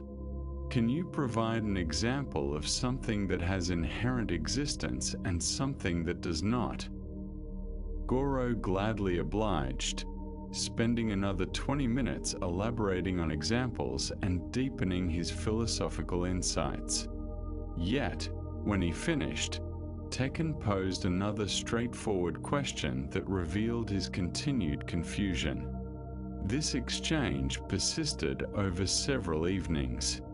Tekken would ask seemingly naive questions that highlighted his lack of a sophisticated grasp on the concepts, while Goro responded with increasingly intricate explanations. The other monks began to perceive Tekken as somewhat simple-minded, unable to grasp the complex ideas they discussed with ease. However, an unexpected shift began to occur. As Goro attempted to clarify these concepts to someone who appeared uninformed, he found himself compelled to scrutinize his own understanding more rigorously. Tekken's straightforward inquiries prompted him to reflect on what he truly meant by the confident words he employed. One evening, Tekken asked a question that left Goro momentarily speechless. "Brother Goro, you've explained emptiness to me numerous times, and I appreciate your patience. But I wonder, when you're not elucidating emptiness, when you're simply going about your daily life, how does this understanding influence your experience of washing dishes or sweeping floors?" Goro opened his mouth to reply, but no words emerged. He realized that despite all his articulate explanations, his grasp of emptiness had never truly altered how he approached everyday tasks. It remained an abstract idea, detached from his lived reality. "I'm not certain," he confessed, feeling a wave of embarrassment wash over him for the first time in years. Tekken offered a gentle smile. "I appreciate your honesty. You see, I spent 4 decades as a farmer before arriving here. I never learned the formal terminology of Buddhist concepts, and I'm unable to engage in philosophical debates. However, when I plant seeds in barren soil, I experience something akin to what you might describe as emptiness. Observing crops grow through their interdependence with sun, rain, and soil, I recognize what you could call dependent origination." He paused, glancing around at the assembled monks. "I came here hoping to learn the vocabulary for what I had already encountered in my daily labor. But I'm starting to think that perhaps the terminology isn't the most crucial part. Maybe it's the experience that truly matters." The room fell silent. For the first time, many of the monks began to question whether their intricate debates were drawing them closer to wisdom or distancing them from it. "Don't misinterpret me," Tekken continued. "I'm not suggesting that study is pointless. I value all the insights you've shared with me, but I wonder if we sometimes become so engrossed in discussing truth that we forget to embody it." From that night onward, the nature of the evening gatherings at the monastery began to evolve. Rather than striving to win debates about abstract concepts, the monks started sharing how their understanding influenced their daily lives. Instead of competing to flaunt their knowledge, they began asking sincere questions about how to live with greater wisdom and compassion. Goro realized that Tekken's simple questions had proven far more valuable than all his clever arguments. By compelling him to contemplate what his knowledge genuinely meant in practical terms, the older monk had helped him initiate the transformation of intellectual understanding into lived wisdom. This narrative underscores another vital aspect of Buddhist insight. Genuine understanding is not gauged by the extent of our knowledge or our ability to articulate concepts, but by how profoundly our knowledge has reshaped the way we live. Tekken's approach to learning was quite the opposite of what one might expect. Rather than amassing more information, he sought to connect that information to his direct experience. Instead of attempting to dazzle others with his knowledge, he was authentically curious about how insight could enhance his everyday life. The questions Tekken posed proved to be more valuable than all of Goro's explanations, as they illuminated the chasm between knowing about something and experiencing it firsthand. We might memorize every teaching on compassion, but until we genuinely embody compassion in our daily interactions, our knowledge remains inadequate. This teaching offers profound solace, as it implies that we need not become scholars or experts to reap the benefits of Buddhist wisdom. We don't have to grasp every philosophical nuance or memorize intricate texts. We merely need to take whatever understanding we possess, however elementary, and start applying it to our real-life experiences. The deep peace these teachings provide does not stem from intellectual mastery, but from the gradual transformation of how we engage with life moment by moment. When we shift from accumulating spiritual knowledge to living spiritual principles, we discover that even basic understanding can lead to significant changes in our experience. Embracing the journey. As you sit in this moment, take a deep breath and allow yourself to release the need to grasp every detail perfectly. The Buddhist journey is not about mastering the intricacies of Buddhist thought. It's about awakening to a deeper sense of compassion and peace in all situations we encounter. The insights that lead to genuine change can often be surprisingly straightforward. Just like the elderly woman who recognized Buddha through her daily tasks. Similar to Tekken, who comprehended the concept of emptiness through his work in the fields. We can uncover profound teachings mirrored in our everyday actions when we approach them with sincere attention and care. This realization effortlessly cultivates a tranquility that grants both body and mind a chance to rest fully. When we cease the struggle to rationalize everything with our intellect and begin to experience life directly with our entire being, we discover the haven of presence that these age-old teachings have consistently directed us toward. In a quaint coastal village, there lived a fisherman named Ichiro, whose family had fished those same waters for generations. He possessed a magnificent boat, handcrafted by his grandfather, adorned with intricate wooden carvings and a sail designed to catch the wind flawlessly.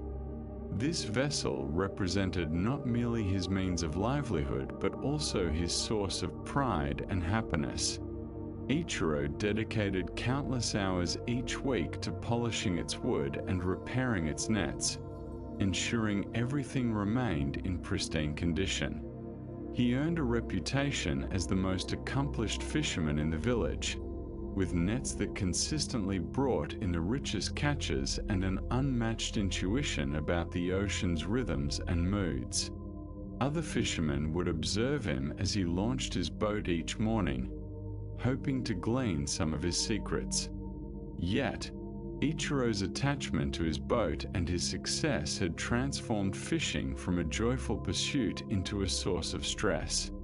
Each morning, he awoke filled with apprehension about the weather, fretting over the possibility of a poor catch, and worrying that something might harm his cherished boat. The night before each fishing expedition was spent meticulously checking and rechecking his gear.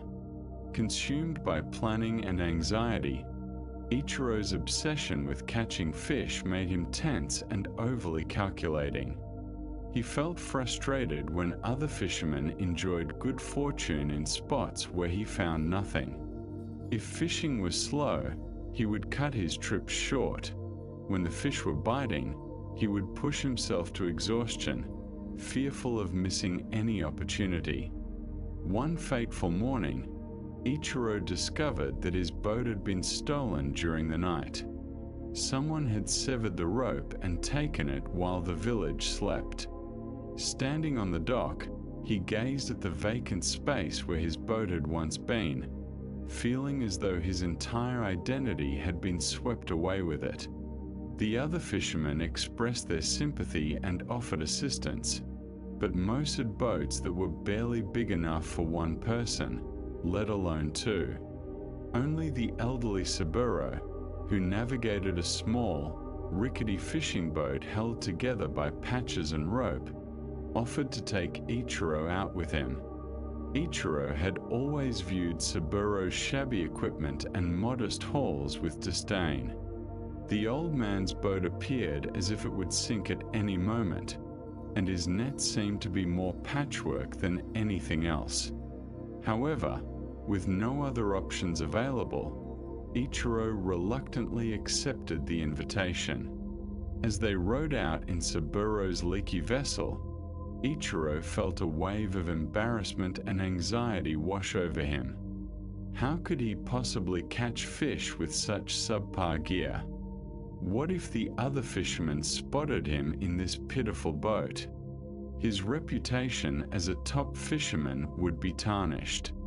But once they reached the fishing grounds, something unexpected occurred. Free from the burden of his perfect boat and meticulously maintained equipment, Ichiro began to notice aspects of fishing he had overlooked for years. He observed how Saburo interpreted the water, not through complex knowledge, but through simple observation. The old man sat perfectly still for long stretches, simply listening to the waves and feeling the current's movement. When he cast his patch nets, he did so without urgency or attachment to the results. If the nets came up empty, he moved to a different spot. If they were full, he smiled quietly and continued his work. "Saburo," Ichiro inquired, "aren't you concerned your nets might rip? They seem like they could fall apart at any moment." The old man chuckled. "They might. They've torn many times before, and I've repaired them. If they tear today, I'll fix them tonight. If they disintegrate entirely, I'll create new ones. The fish don't mind how attractive the nets are." As the day unfolded, Ichiro discovered a relaxation he hadn't experienced in years. Without his own gear to maintain and protect, he could focus solely on the act of fishing itself. He began to recall why he had loved being on the water as a child before fishing became entangled with success and reputation. To his astonishment, they caught more fish that day than he had in weeks with his sophisticated boat and gear. More importantly, he savored the experience in a way he had almost forgotten was possible. "How is this happening?" he asked Saburo. "Your equipment is so old and basic, yet we are having such great success." Saburo smiled while pulling in another net filled with fish. "Perhaps it's because I'm not afraid of losing anything. My boat is already falling apart, so I don't worry about scratching it. My nets are patched, so I don't fear tearing them. When you have nothing to protect, you can fully immerse yourself in what you're doing." That evening, as they returned to shore, Ichiro realized that losing his boat had liberated him from a confinement he hadn't even recognized. His attachment to his flawless equipment had hindered him from fishing with the natural ease and focus that truly brought success.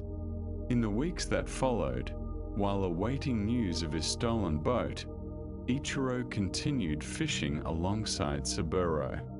Each day unveiled new insights about how his fixation on having the finest gear had actually made him a less effective fisherman.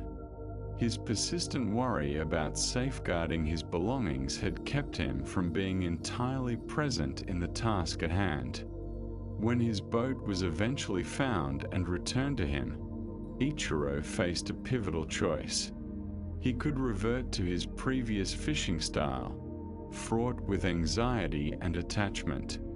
He could either persist in the freedom he had found in Saburu's straightforward approach or continue to let his boat dictate his pace.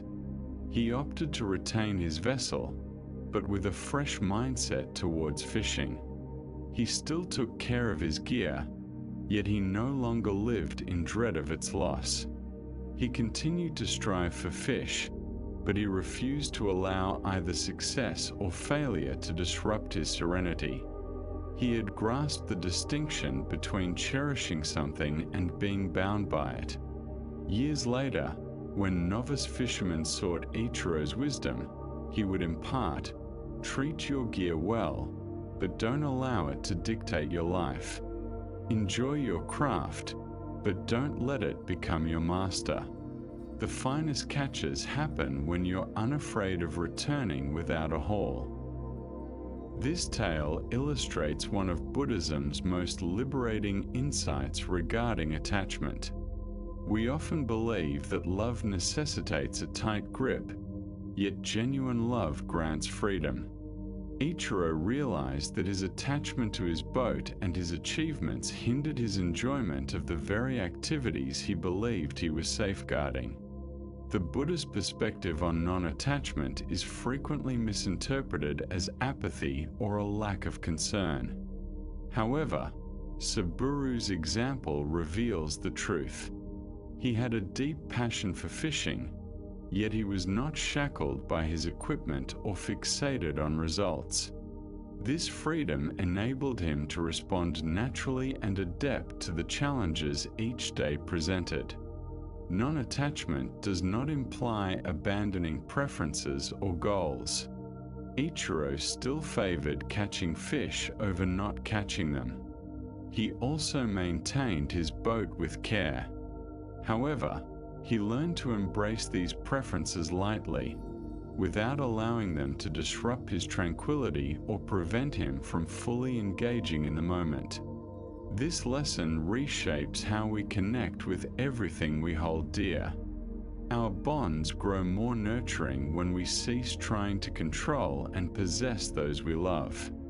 Our work becomes more satisfying when we break free from the chains of seeking validation and success. Our belongings bring us greater joy when we cherish them without living in constant fear of their loss. The profound peace offered by Buddhist teachings partly stems from this liberation from the anxiety of incessant protection and control. When we learn to immerse ourselves in life without being attached to specific outcomes, we uncover a freedom that no external situation can strip away. Inhale gently and sense how this realization opens space within your heart. Observe how even the thought of holding your preferences with less rigidity instills a sense of ease. Like relieving yourself of a heavy load you didn't realize you bore. Let us delve deeper into this wisdom through another narrative that illustrates how non-attachment can even redefine our relationship with our identity and accomplishments. Master Ryonan was celebrated as one of the most graceful and accomplished individuals of her era. Born into an aristocratic family, she had received an elite education and excelled in poetry, calligraphy, music, and dance. Her beauty was renowned throughout the region. attracting many affluent suitors who desired her hand in marriage. However, Rhiannon felt a calling toward a spiritual existence.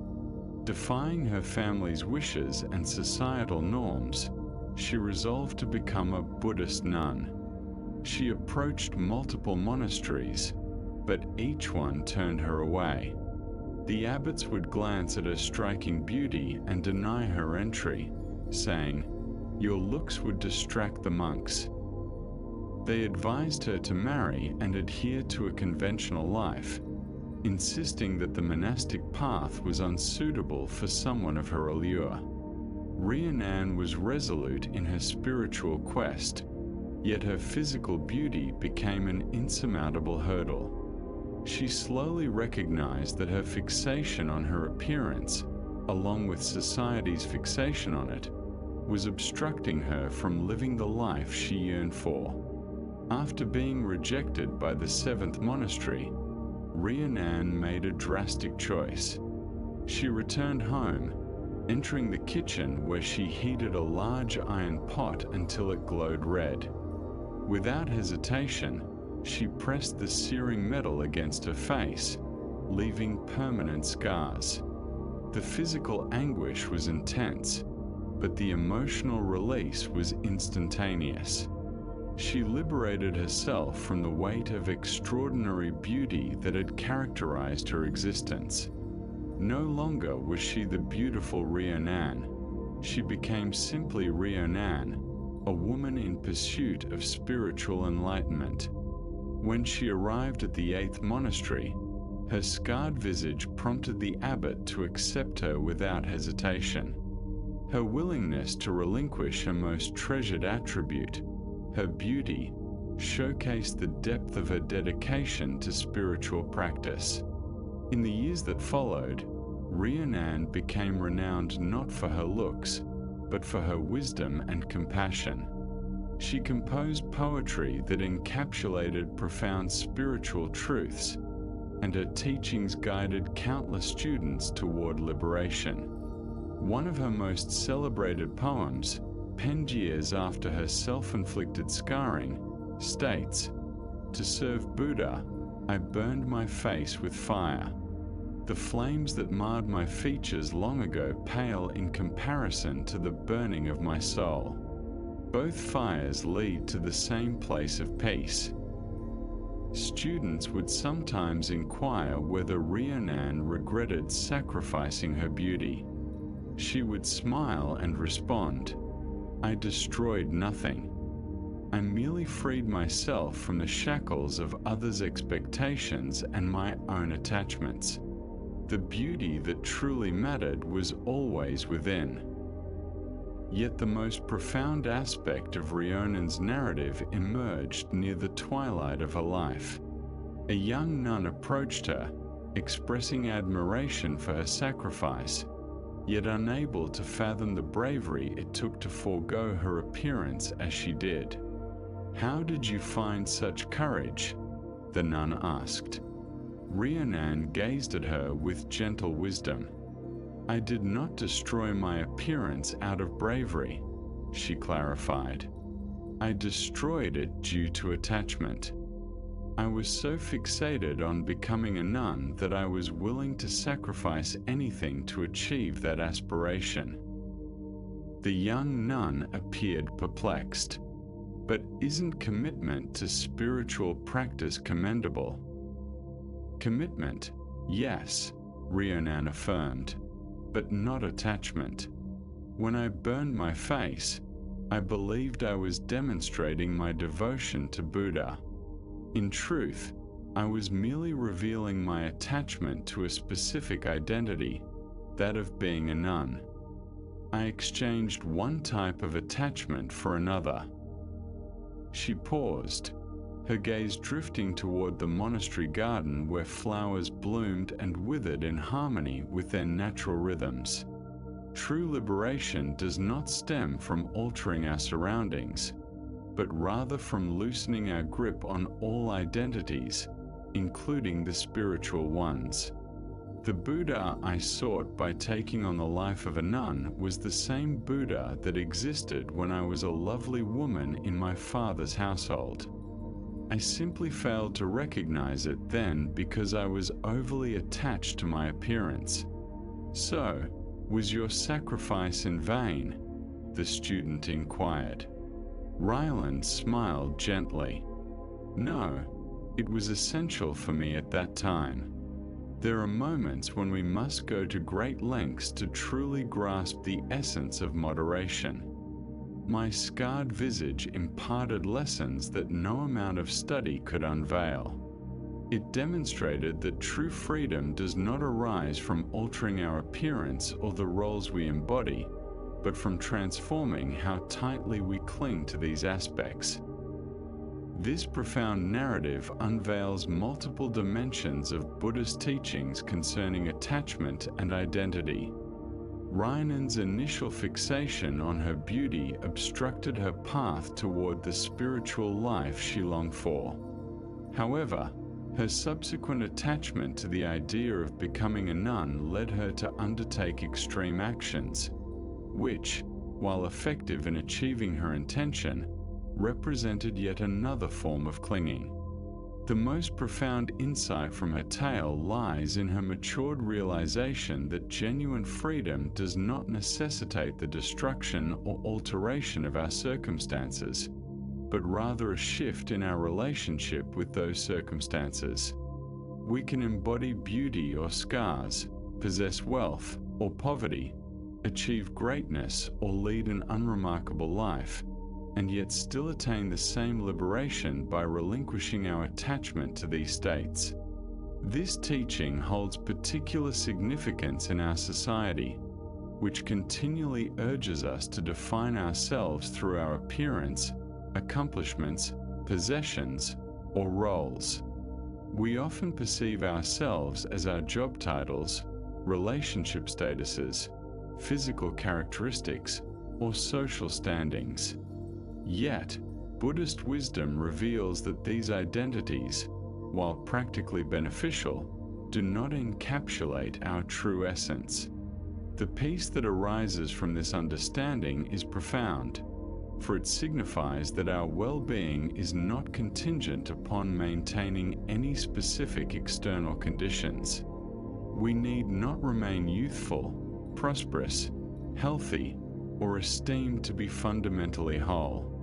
Our deepest sense of security emerges from recognizing what remains unchanged amidst our fluctuating circumstances. Ryland's final revelation points to the ultimate lesson of non-attachment. Even our spiritual endeavors and achievements can morph into new forms of bondage if we clutch them too tightly. The objective is not to become the most proficient meditator or an enlightened individual, but to acknowledge the freedom that is perpetually accessible, irrespective of our spiritual milestones.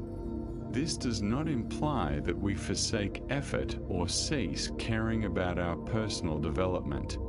It means embracing our spiritual journey with lightness, engaging fully while remaining unattached to specific results. Like Ichiro, learning to fish without the fear of failure, we can practice without being shackled by our desire for spiritual success.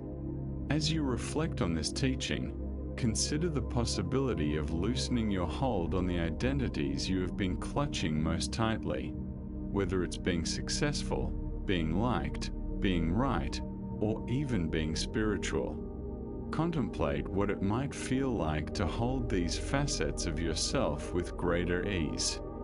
This is the liberation that Buddhist teachings ultimately guide us toward, not the freedom from having preferences or responsibilities, but the liberation from being governed by our preferences and responsibilities.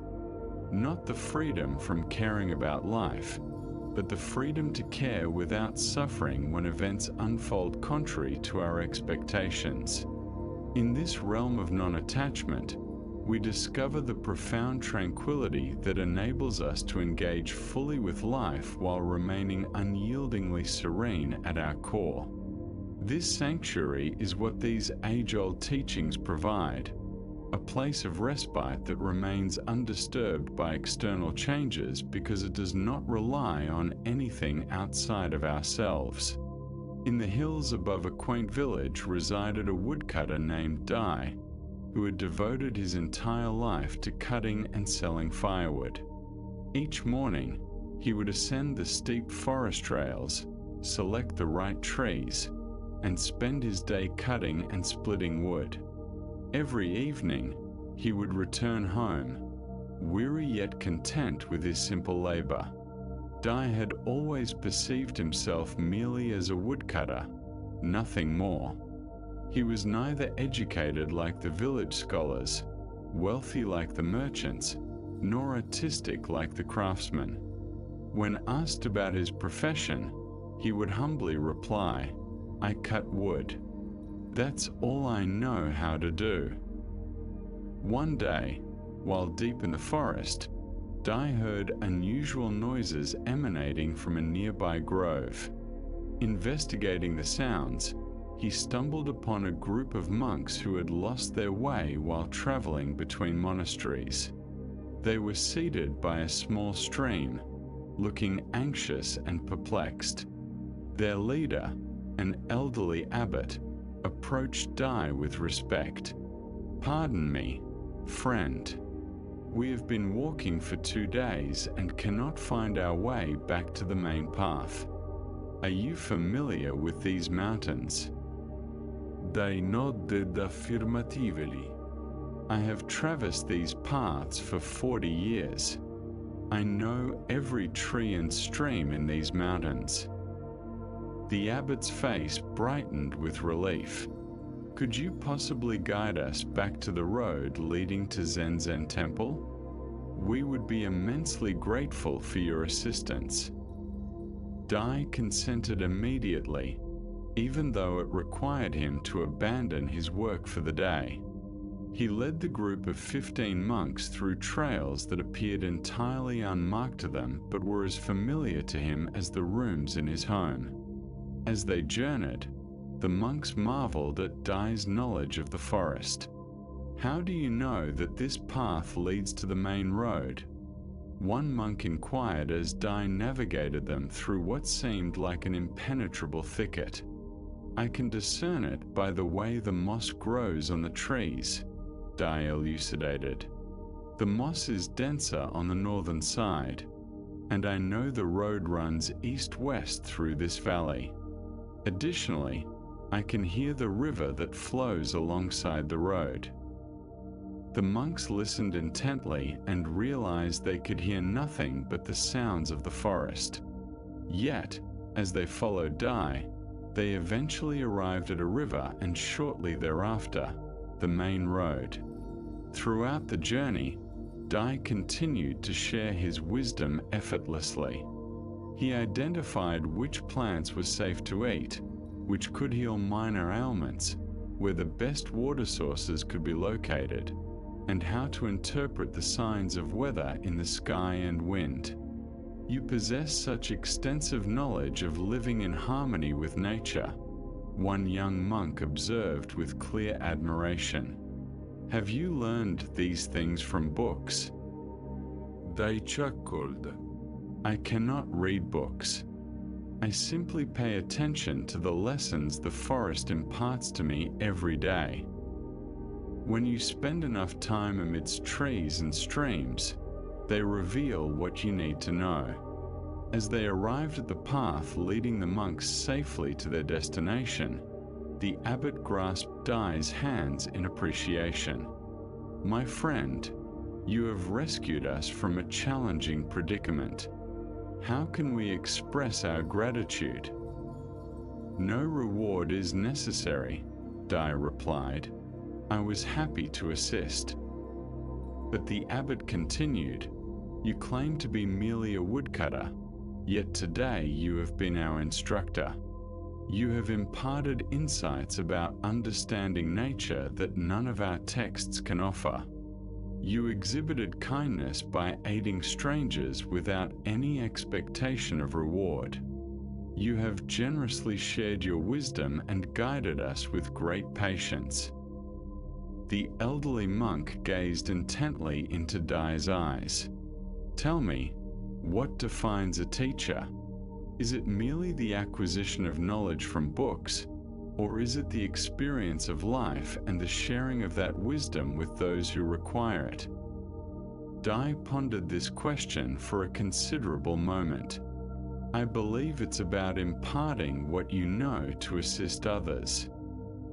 "And what, then, constitutes wisdom?" the abbot pressed on. "Is it the mastery of complex theories, or is it the comprehension of how to live harmoniously and peacefully?"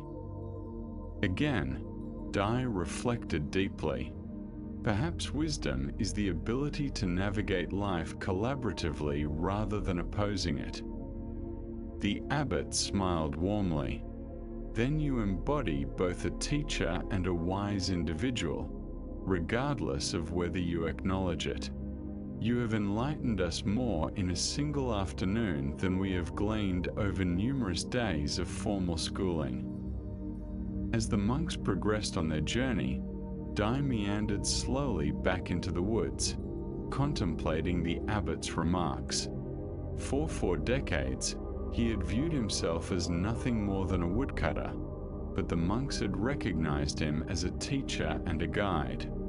Which perspective was accurate? That evening, as he sat by his fire enjoying a modest meal, Dai reflected on his discourse with the monks. He realized he had constrained himself with a narrow perception of his identity. He had assumed that being a woodcutter was somehow lesser than being a scholar or monk. Yet, the abbot had helped him understand that his profound knowledge and innate compassion were also forms of wisdom. In the weeks that followed, Dai began to observe aspects of himself that he had previously overlooked. When neighbors sought his counsel on practical matters, he recognized that he was indeed teaching. When he assisted lost travelers in finding their way, he was exhibiting compassion. When he worked in sync with the natural rhythms of the forest, he was engaging in a form of meditation. His daily routines had remained unchanged, but his perception of himself had broadened immensely. He remained a woodcutter, yet he was so much more. He was a teacher, a guide, a wise man, and a resource for his community. Years later, when people would inquire of Dechi regarding the essence of identity, he would respond, "I once believed I was merely a woodcutter. Then I realized I was also a teacher and a wise man. Ultimately, I understood that all these identities are akin to garments I don. Beneath them, I am simply someone striving to be helpful and attentive to life. That appears to be sufficient." This narrative illustrates one of Buddhism's profound teachings concerning the nature of self and identity. We frequently confine ourselves by accepting narrow definitions of who we are. However, these identities are not immutable truths. They are merely narratives we construct, and we possess the power to uncover the broader reality of our existence. Dai's metamorphosis did not necessitate changing his job or acquiring new skills. It called for him to look beyond the limiting label he had assigned to himself. By ceasing to define himself solely as a woodcutter, he could acknowledge all the wisdom, compassion, and knowledge he had garnered through his simple, dedicated work. This lesson is particularly significant since many individuals suffer from the belief that they are merely something ordinary or insignificant, just a parent, just a worker, just a student. Yet, Buddhist wisdom conveys that there is no such thing as merely anything. Every role, when approached with mindfulness and dedication, can become a pathway to cultivating wisdom and compassion. The truth that Dai uncovered is that our deepest identity lies not in any specific role or accomplishment, but in our ability to be present, to learn from experiences, and to assist others. These attributes can flourish within any life circumstances, whether we are woodcutters or scholars, parents or professionals. This realization offers immense liberation because it indicates that we do not need to alter our external situations to recognize our intrinsic worth. We do not require advanced education, impressive careers, or acknowledged status to deserve respect and self-acceptance. The wisdom and compassion that truly matter can blossom through any sincere engagement with life. Take a gentle breath and sense how this teaching opens up space around any limiting beliefs you may hold about yourself. Consider what it might feel like to look past the labels you have embraced and recognize the fuller reality of who you are. Let us delve deeper into this wisdom through another story that illustrates how our true essence is often obscured not by our circumstances but by our own misguided notions of what constitutes value. Once, there was a monastery that took in orphan children and nurtured them as part of their community. Among these children was a boy named Kodo, who had been discovered as an infant with no knowledge of his parentage or past. The monks nurtured him with love and care. Yet, Kodo always felt distinct from the others. Unlike the monks who had chosen their spiritual journeys, Kodo felt as though he belonged nowhere in particular. He was not officially a monk since he had never taken vows, but he was not an ordinary villager either, having been raised within the monastery. He contributed to daily tasks and engaged in temple life, yet he often sensed that he was merely existing without any real purpose or identity. As Kodo matured into a young man, his feelings of alienation intensified. He would observe the monks during their formal rituals and feel like an outsider. He would see village families during celebrations and experience envy towards their strong familial connections. He began to view himself as an unremarkable individual, simply someone who had fortuitously landed at the monastery. One day, a renowned master from the capital visited their temple. Master Sojin was celebrated throughout the region for his wisdom and his extraordinary ability to perceive the true nature of anyone he encountered. The monks at the monastery were thrilled to welcome a distinguished guest, meticulously organizing their finest ceremonies and displays to honor him. During Master Sojin's visit, every monk received an invitation for a private audience to gain personal insights. Kodo presumed that he would be excluded from these sessions due to not being an official monk, but to his astonishment, he was summoned to meet the master just like everyone else. Approaching the meeting with trepidation, Kodo felt uncertain about how to engage with such a revered teacher. He entered the modest room where Master Son was seated and bowed respectfully. "Please take a seat," the master said warmly. "Share with me your story." "There isn't much to share, Master," Kodo replied modestly. "I'm not particularly special. I was left here as an infant, and the monks have kindly allowed me to stay. I assist with daily chores, but I lack any notable skills or purpose. I simply exist here." Master Son listened intently to Kodo's words, observing his face with a gentle demeanor. After Kodo finished, the master inquired, "Who told you that you are not special?" Taken aback by the question, Kodo responded, "Well, no one explicitly said that to me. I just know it's the truth. I have no parents or family name. I haven't taken any vows or accomplished anything significant. I'm just an orphan living in a monastery." "I see," Master Sojin replied softly. "And who informed you that having parents makes someone special? Who determined that taking vows or achieving milestones defines a person's worth?" Kodo had never contemplated these questions before. "I guess I just assumed those things were important." Master Sujin smiled gently. "Allow me to share my perspective when I look at you. I see someone who has been molded by consistent spiritual practice since childhood. I see a person who has learned to live humbly and assist others without seeking acknowledgement. I see someone who has grown up immersed in wisdom and kindness, absorbing these qualities naturally." The master leaned in slightly.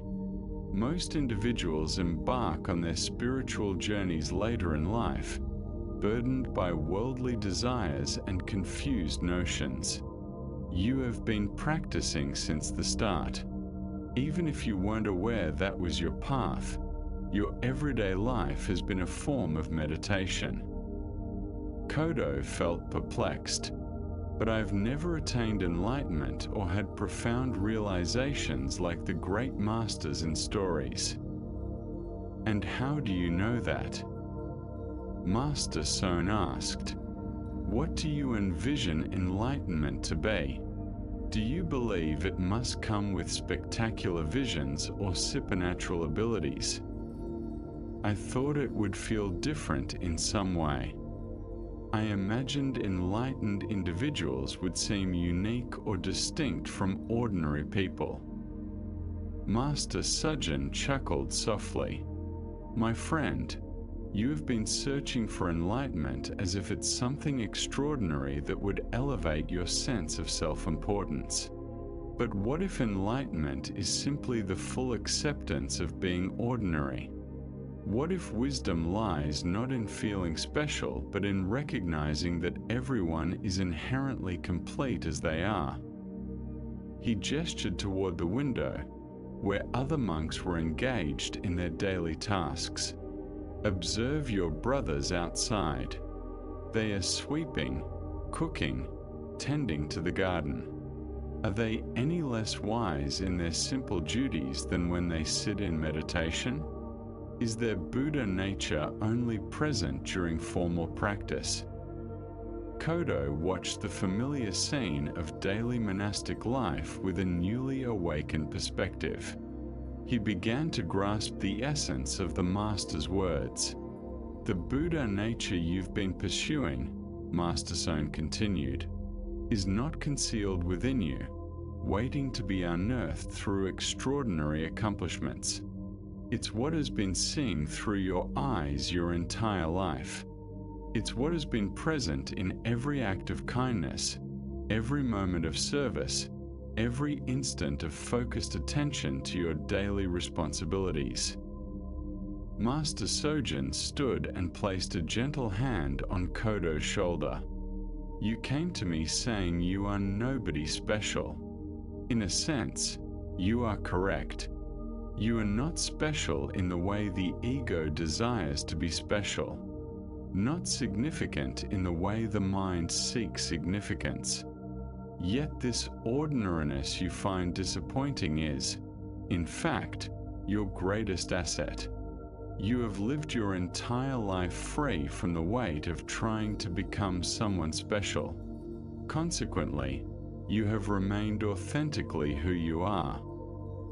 That evening, as Kodo engaged in his routine tasks of assisting with dinner and the evening cleanup, everything felt both unchanged and entirely transformed.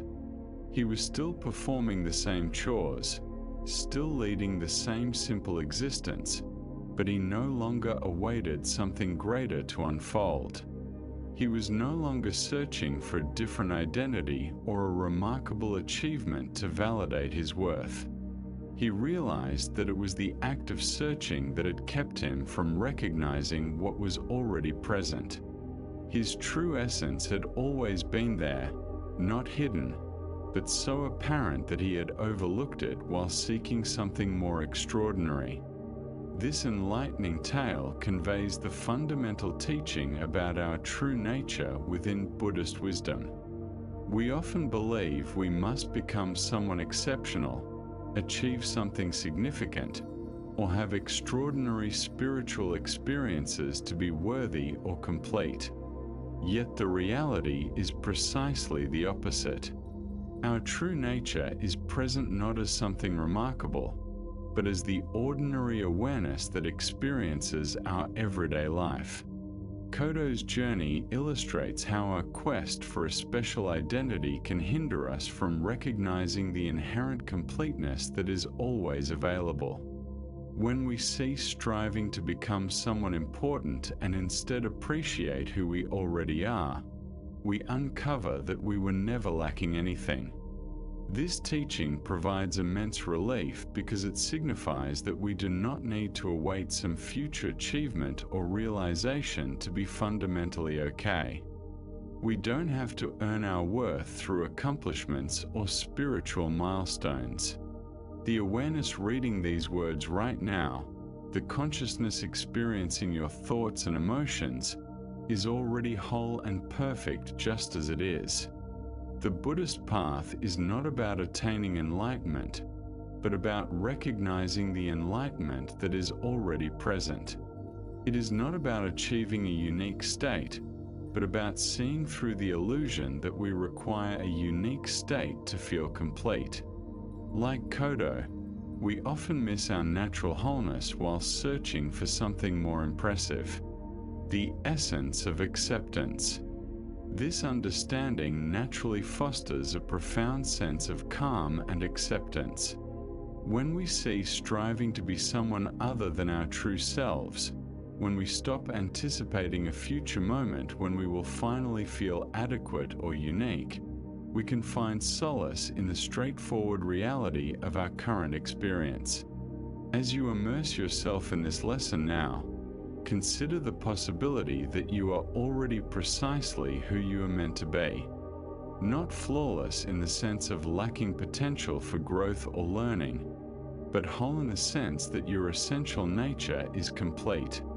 The tranquility that Buddhist teachings provide is not something to be pursued, but rather something to be acknowledged right here and now in the undeniable fact of your own conscious presence. This awareness is the most significant gift that these ancient teachings bestow. Not methods for self-improvement, but the insight to recognize that beneath all our self-perceptions, we are inherently complete. This completeness is what allows us to rest fully, assured that we are home precisely where we are. Once there was an esteemed gardener named Yuki, renowned throughout the land for cultivating the most stunning gardens anyone had ever encountered. Her expertise lay in cherry trees, and individuals would journey from far-off regions just to stroll through her gardens during the fleeting cherry blossom season. Yuki dedicated 40 years to mastering her craft. She understood exactly which cherry tree varieties blossomed at various times, orchestrating waves of color that lingered for weeks. She knew how to shape the trees so that their blossoms framed the mountain vistas perfectly. She designed stone pathways that led visitors to view each tree from its most picturesque angle. Yet, Yuki faced a dilemma that weighed heavily on her heart. Every year, just as her gardens reached their zenith of beauty, the cherry blossoms would begin to fall. Within days, the breathtaking display she had labored over all year would vanish, leaving only green leaves where magnificent flowers once bloomed.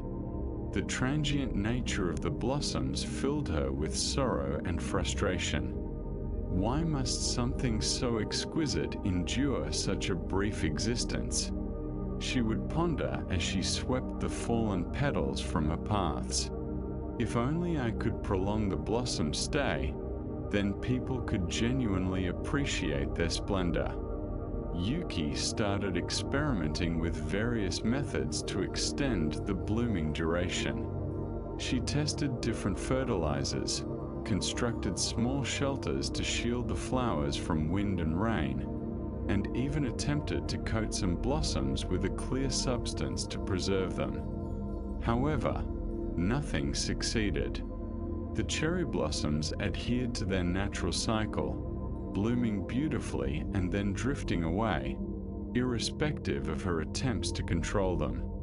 One spring morning, as Yuki was forlornly sweeping another pile of fallen petals, an elderly monk appeared on the path. He ambled slowly, pausing frequently to admire the trees, even though most of the blossoms had already fallen. "Excuse me," Yuki called out to him. "You've arrived too late. The prime blooming was last week. There isn't much left to see now." The monk seemed taken aback. "Too late? But I can observe many beautiful things right now." He gestured to a tree where the last few blossoms clung to branches that were already sprouting fresh green leaves. "Look how lovely this is. The old blossoms bidding farewell while new life emerges." Yuki gazed in the direction he was pointing but saw only remnants of what had been far more magnificent days before. "You should have witnessed it last week when all the trees were in full bloom. That was when it was truly breathtaking." The old monk smiled and settled onto a stone bench beneath the nearly bare tree. "Tell me about that day." Yuki's eyes sparkled as she recounted the peak bloom. Every tree was adorned with perfect pink and white flowers. The air was filled with their delicate fragrance. Visitors strolled the paths in, or some moved to tears by the beauty. It was like paradise itself. "It sounds marvelous," the monk remarked. "And how did you feel on that perfect day?" Yuki hesitated, reflecting. "I felt anxious, actually. Even while people were admiring the beauty, I was preoccupied with worries about how long it would last. I kept scanning for signs that the petals were starting to fall. I couldn't fully relish the moment because I was already dreading its conclusion." The monk nodded thoughtfully. "And how do you feel now, a week later?" "Sad, empty, as if the entire year of work was wasted because the beauty was so fleeting." The old monk remained silent for a moment, watching a few remaining petals drift gently to the ground. Then he asked, "What if the brevity of the blooming is not the adversary of beauty, but its very source?" Yuki looked puzzled. "What do you mean?" "Tell me," the monk inquired. "Would people travel from distant provinces to see cherry blossoms if they bloomed all year long? Would visitors walk your paths with tears in their eyes if the flowers lasted for months? Would you cherish the sight of full bloom if it was always accessible?" Yuki had never contemplated this viewpoint. "I suppose not. If cherry blossoms bloomed perpetually, they would become commonplace." "Precisely," the monk smiled. "The very thing that brings you sorrow, the fleeting nature of the blossoms, is what renders them so precious. Their beauty is intertwined with their impermanence. When people behold cherry blossoms, they are not merely witnessing lovely flowers. They are perceiving the poignant truth that all beautiful things eventually fade away, and this understanding enhances the beauty even further." He gestured toward the nearly bare tree above them. "This tree will now present you with a new gift. In a few weeks, it will provide fresh green shade for summer visitors. In autumn, it will showcase vibrant leaves. In winter, it will reveal the elegant structure of its bare branches. Each season possesses its own unique beauty, but only because each season relinquishes its hold when its time concludes. As they sat together, Yuki began to perceive her garden through a new lens. The fallen petals on the path were not merely debris to be swept away, but evidence of beauty that had been fully realized and completed. The green leaves emerging were not inferior substitutes for the flowers, but rather the next chapter in the tree's unfolding story. I have been resisting the very thing that makes my garden extraordinary, she recognized. I wish to freeze time at the moment of peak beauty, but that would undermine what makes the beauty impactful. The monk rose to continue his walk. The cherry blossoms have unveiled a profound truth about existence for centuries. They remind us that, due to the transient nature of life, every moment is irreplaceable. Because beauty is fleeting, it merits our undivided attention and gratitude. When we genuinely grasp the concept of impermanence, we don't love things less, we embrace them more completely. From that moment on, Yuki's connection with her garden underwent a radical change. She continued to labor lovingly to create optimal conditions for blooming, but she ceased to resist the natural rhythm of flowering and fading. During the height of bloom, rather than fretting about the impending end, she would sit quietly among the trees, fully absorbing their beauty. When the petals began to drift down, instead of feeling sorrowful, she would admire the elegant way the blossoms concluded their brief performance and made way for what followed. Observers noticed a shift in Yuki. She appeared more present and tranquil, more capable of sharing in their, or rather than being preoccupied with her own worries. The garden itself seemed to radiate more beauty, not because the flowers lingered longer, but because the gardener had learned to cherish them just as they were, ephemeral and exquisite. This narrative illustrates one of Buddhism's deepest lessons about the essence of impermanence. We often believe that if we could prolong beautiful moments indefinitely, we would find greater happiness. However, the reality is quite the opposite.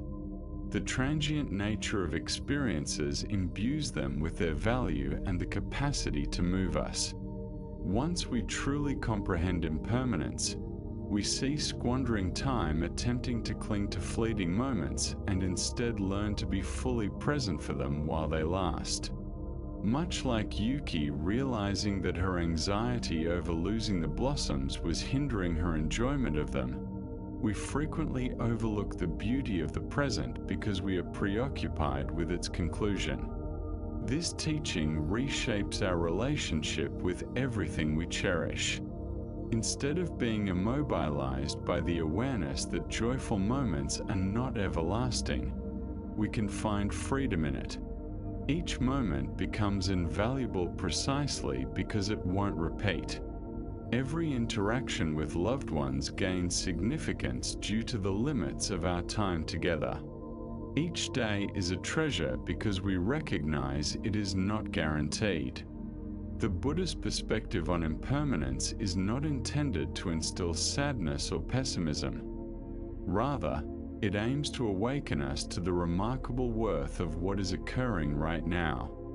When we cease battling against the natural course of change and instead learn to honor each phase of life's progression, we discover a deeper sense of peace and gratitude than any attempt to halt time could ever yield.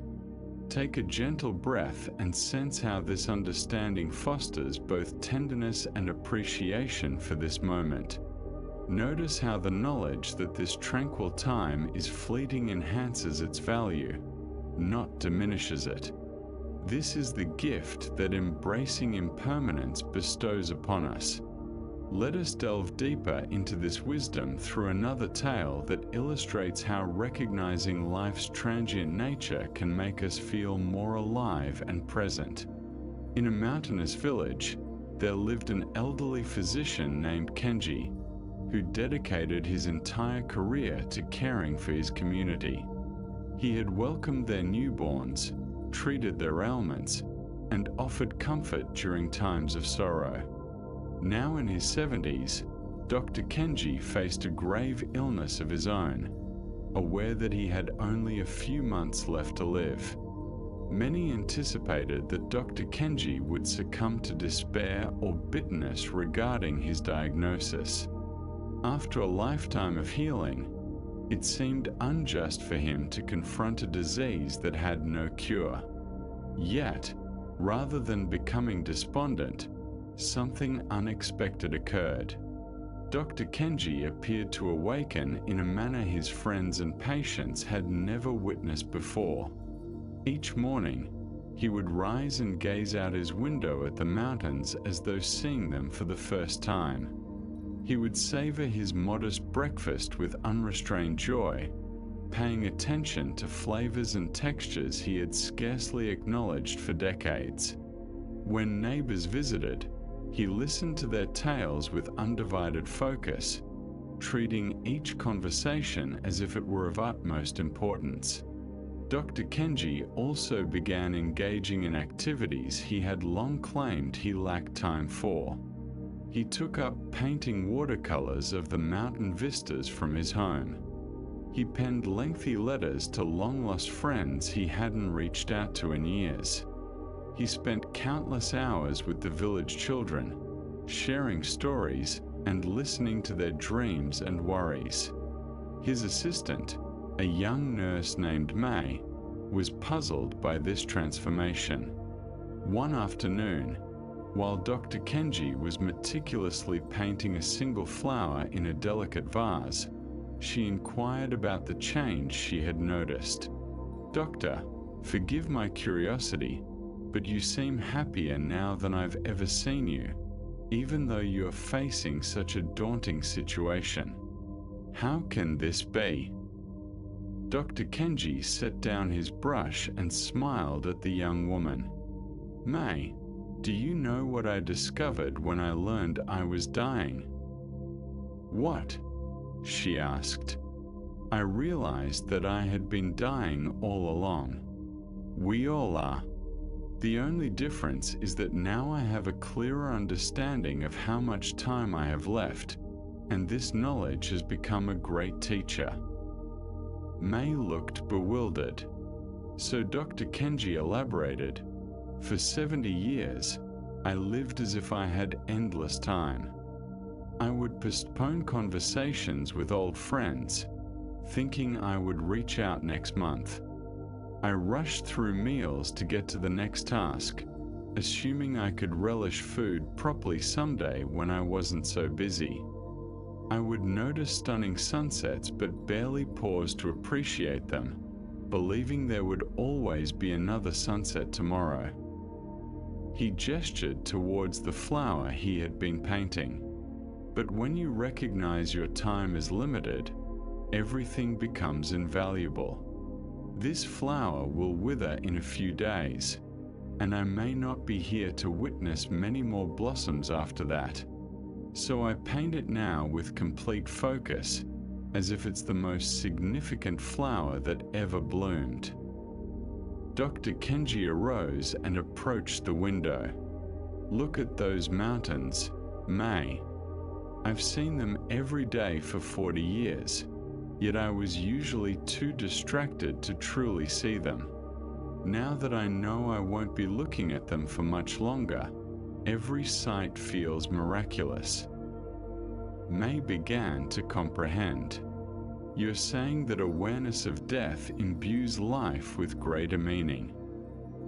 Not merely understanding death intellectually, but genuinely accepting that our time is limited," Dr. Kenji clarified. "Embracing the moment. Many individuals are aware that their time on earth is finite, yet they live as though they have an eternity. When you genuinely acknowledge the transient nature of existence, not as a melancholic truth, but as the essence that renders each moment unique, everything shifts. He returned to his artwork, meticulously enhancing the details of the flower petals. I'm not unhappy due to my impending death, May. I find joy in finally embracing life, he expressed. For the first time in years, he was no longer deferring his existence, waiting for an ideal time to start valuing what he had. He was in the present, fully engaged with whatever time remained. In the weeks that followed, May observed Dr. Kenji as he greeted each day with extraordinary mindfulness and appreciation. He never squandered a moment in regret or self-pity. Instead, he focused entirely on whatever task he undertook, whether it was engaging in conversation, enjoying a meal, or simply observing the clouds drift across the sky. When Dr. Kenji's health declined, and he became confined to his bed, his mindset did not waver. He listened intently to the sounds outside his window, cherishing the melodies of birds and the rustling of leaves as if they were sacred symphonies. When guests arrived, he would gaze into their eyes with unwavering focus, making each individual feel like the most significant person in that moment. On his last day, Dr. Kenji summoned May to his side. I want to express my gratitude for your care during these months, he said. And there's one final message I'd like to share with you. What is it, Doctor? She inquired. Don't wait until you're facing death to genuinely live. The awareness that time is valuable shouldn't stem solely from a terminal illness. Every day carries its own finality, as each day that passes is lost forever. If you can view this not as a morbid reflection, but as a reminder of the worth of each moment, you will experience life more fully than most ever do. Dr. Kenji passed away peacefully that evening, and those who witnessed his final months remarked that they had never seen anyone confront death with such dignity and zest. His journey became a lesson for the entire community on how recognizing impermanence can reshape our approach to life. This powerful narrative reveals how embracing the reality of death can, paradoxically, awaken us to a fuller existence. Dr. Kenji's evolution embodies one of Buddhism's core teachings. When we genuinely grasp that our time is limited, we cease to take moments for granted and start to engage with life in far richer and more present ways. Most of us suffer from what could be termed immortality syndrome. We acknowledge on an intellectual level that our lives are finite, yet we act as if we have boundless time. We delay essential conversations, postpone our aspirations, and rush through daily experiences while anticipating a future when we will finally pause and appreciate what we have. But when we fully embrace impermanence, not merely as an idea, but as a lived experience, everything transforms. Just as Dr. Kenji relished his breakfast or painted flowers with unwavering attention, we begin to engage with each moment as though it could be our last, for in a very tangible way, it could be. This precise moment, just as it is now, will never return. The Buddhist perspective on impermanence ultimately teaches us to love life more deeply by acknowledging its fleeting nature. Like cherry blossoms that are more exquisite because they bloom briefly, our experiences gain significance when we understand they are not everlasting. This insight naturally fosters a sense of presence and gratitude that allows both heart and mind to settle peacefully.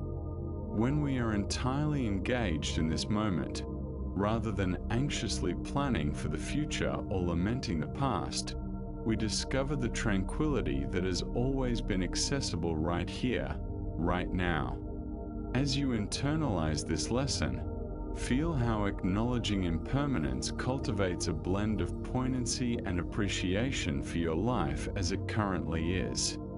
You don't have to wait for ideal conditions or a grave diagnosis to start cherishing each breath, each moment of awareness, each chance to marvel at the simple miracle of being alive. This recognition that life is both fleeting and valuable naturally guides us toward the ultimate integration of all these teachings. When we realize that we have limited time to embody wisdom and compassion, when we recognize that each moment is irreplaceable, we are prepared to rest in the deepest truth that Buddhist teachings provide, the profound peace that arises from being wholly present for the gift of existence itself. In a quaint village, there lived an elderly woman named Kaio in a modest cottage on its outskirts. She had devoted her entire life there, nurturing her children, caring for her husband until his passing, and supporting neighbors through countless seasons of joy and hardship. Now in her 80s, she led a tranquil life filled with memories and a daily rhythm of simple chores. Each morning, Kaio would rise before the sun and sit on her wooden porch, watching the world awaken around her. She would listen to the first songs of birds, feel the morning breeze against her skin, and notice the gradual changes in light as the sun ascended over the mountains. This morning ritual had become her cherished part of the day. One morning, while Kaio was in her usual spot, a young monk appeared along the path leading to her cottage. He walked briskly, his expression reflecting anxiety and frustration. He halted upon noticing the elderly woman and approached her. "Respected grandmother," he said, bowing with reverence, "I am on a journey to study with various masters, seeking to grasp the profound teachings of Buddhism. After many days of walking, I am still far from my goal. Can you inform me if there are any enlightened teachers in this vicinity?" Kaio regarded the earnest young man with kind eyes. "What type of teacher are you in search of?" she inquired. "I wish to find someone who has attained the ultimate truth," the monk replied. "Someone who can guide me toward liberation from suffering. I have explored numerous texts and practiced various methods, yet I still feel distant from enlightenment. Surely, there must be a master somewhere who can impart the final teaching I seek." The old woman paused for a moment, then smiled gently. "Would you like to sit with me for a while? The morning is exquisite, and you appear weary from your travels."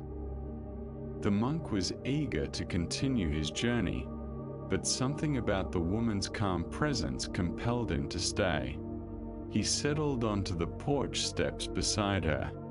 Kaio gently asked, "What do you wish to discover when you meet this enlightened teacher?" The monk replied promptly, "I seek to comprehend the essence of reality. I want to be liberated from attachment and suffering. I desire to feel the tranquility that accompanies true awakening." Kaio nodded in contemplation. "And how will you recognize when you have attained these things?"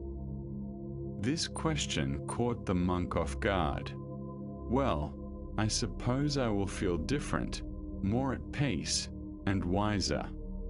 I will know that I grasp the profound truths." "I see," the elderly woman remarked, gesturing toward the garden outside her cottage where vegetables grew in orderly rows. "I planted those vegetables in the spring, nurtured them through summer, and now, in autumn, I gather what I need each day. When I consume the vegetables, am I experiencing the essence of reality? The monk appeared puzzled. I guess in a way, but that's just ordinary life. I'm after something much more profound than daily routines. Kaio smiled and pointed to a small bird that had landed nearby. This little bird doesn't seem burdened by attachment. It takes what it requires and moves on. It doesn't seem to seek enlightenment, yet it appears quite free. What do you think it understands that you do not? As the monk observed the bird pecking its seeds before it flew away without a care, he responded, "But that's merely instinct. The bird lacks consciousness like we humans do." "Are you certain?" Kaio inquired. "How can you know what the bird experiences? And how do you know your human consciousness isn't more complex than necessary?" They sat in comfortable silence for several minutes. The monk felt himself naturally unwinding as he watched the simple scene play out.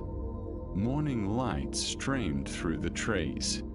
A gentle breeze swept through the garden, and the sounds of the waking village formed a serene backdrop.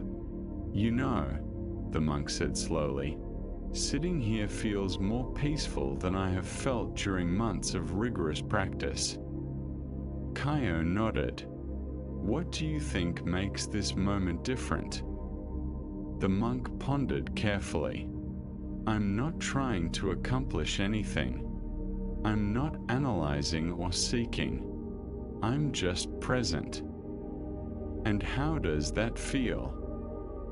"Natural, effortless, like I can finally cease pushing so hard." The elderly woman rose slowly and began to tend to her garden.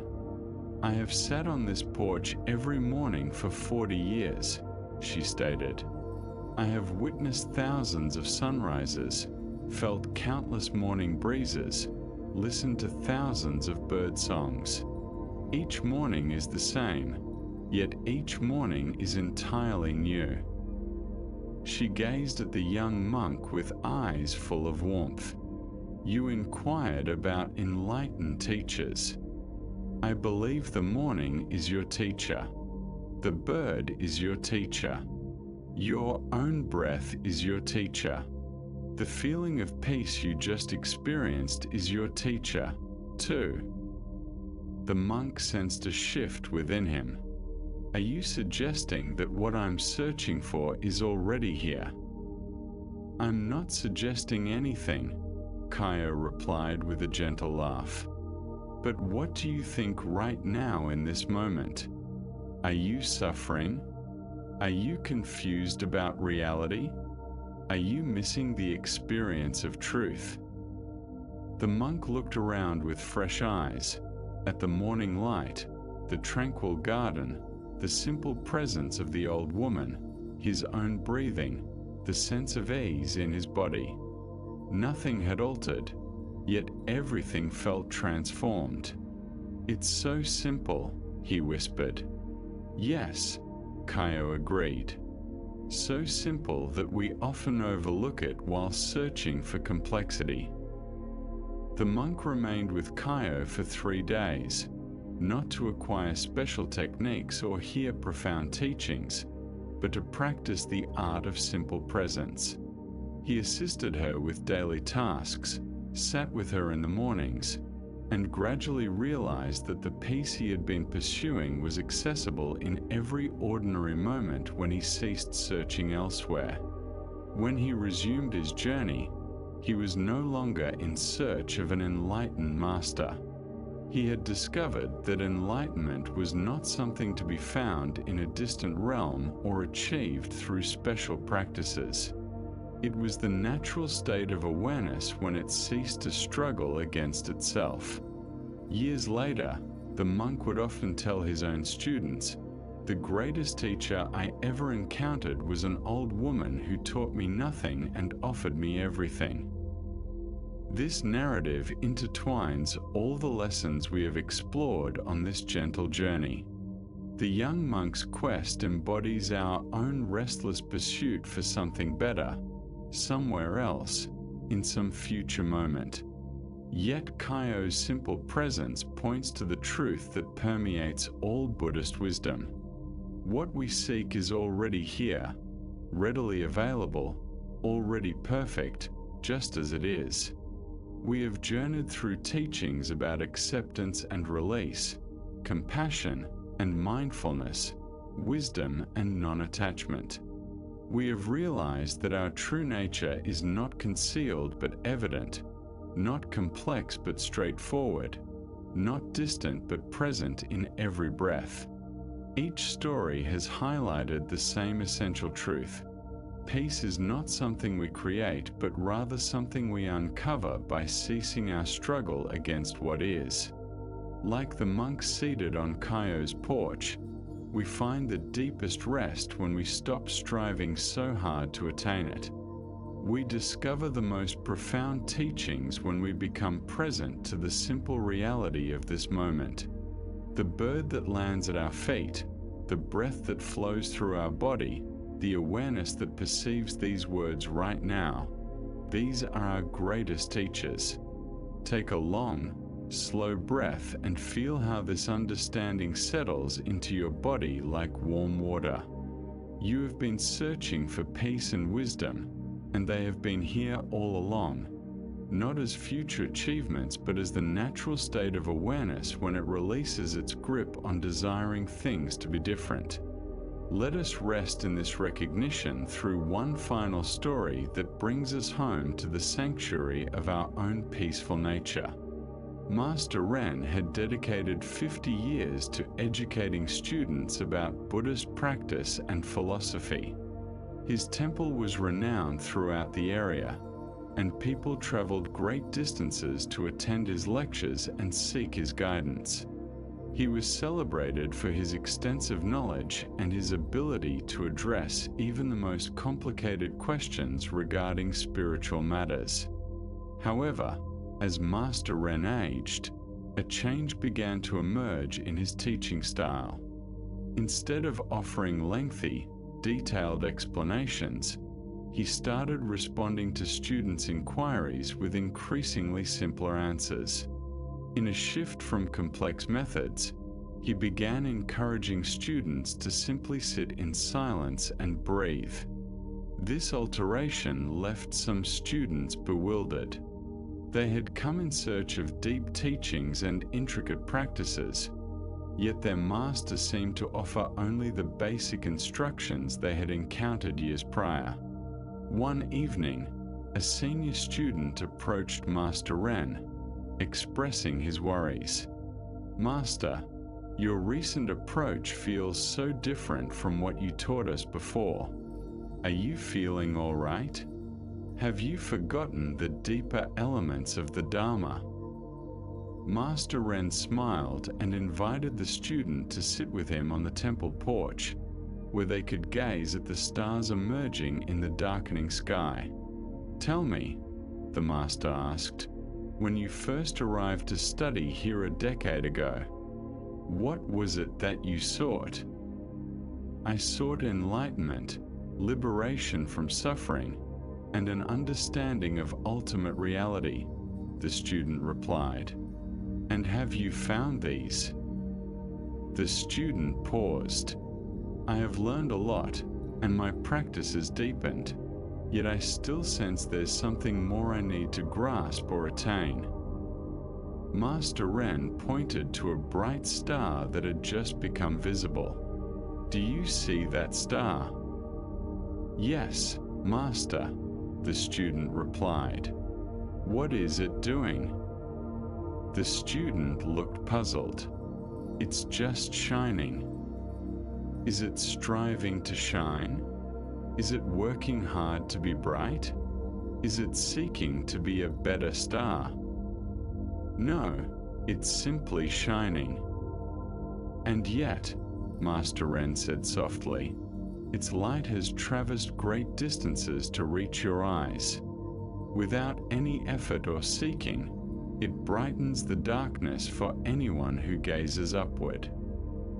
They sat in serene silence, observing as more stars appeared in the clear night sky. When I was a novice teacher, Master Ren continued, I believed my role was to provide students with intricate practices and profound insights. I thought enlightenment was a challenging pursuit requiring years of dedicated effort. But as I have aged, I've discovered something different. He gestured toward the starry expanse above them. Behold this flawless teaching that graces us every clear night. The stars don't struggle to shine. The sky doesn't strain to be vast, and the night doesn't endeavor to be tranquil. Yet, here lies the most perfect illustration of Buddha nature anyone could desire. The student looked at the stars with newfound comprehension. You're suggesting that our true nature is akin to the stars, inherently luminous without exertion. I'm not asserting anything, Master Ren replied with a gentle chuckle. But what do you feel when you cease trying to decipher everything and simply rest in awareness, like the space that embraces all these stars? As they sat together in the tranquil night, the student began to sense his mind settling into a natural calm. The inquiries and pursuits that typically occupied his thoughts seemed to fade into the peaceful expanse of the evening. He wasn't attempting to meditate or attain a specific state. He was merely present, like the stars, shining effortlessly. Master, he said softly, I think I understand why your teachings have become so straightforward. Why is that? Because what we seek is inherently simple, and complex teachings only obscure it. Master Ren nodded. After 5 decades of teaching, I have realized that the most profound truths are often the most apparent. Students arrive seeking intricate wisdom, yet what they truly need is to remember how to rest in their own natural awareness. He stood up slowly, preparing to head inside for the night. The stars have been imparting this same lesson for millions of years. They shine simply because that is their nature, not because they are striving for anything. When we recognize that we too can simply exist as we are without the struggle to become something else, we discover the peace that has always been accessible. That night, the student slept more soundly than he had in years, not because he had learned something new, but because he had finally relaxed into something old, natural, and ever-present. He realized that the peace he had been searching for was the peace of awareness itself, not as a goal to achieve, but as his intrinsic nature. This concluding story brings us back to where we started, now enriched with the understanding gained from our journey. We embarked on this path seeking transformation and peace, and we have uncovered these not as distant objectives, but as the very ground we have stood upon all along.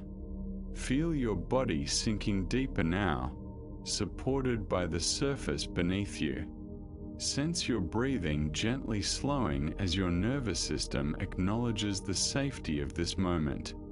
Feel your mind naturally quieting as it realizes it no longer needs to search for something better elsewhere.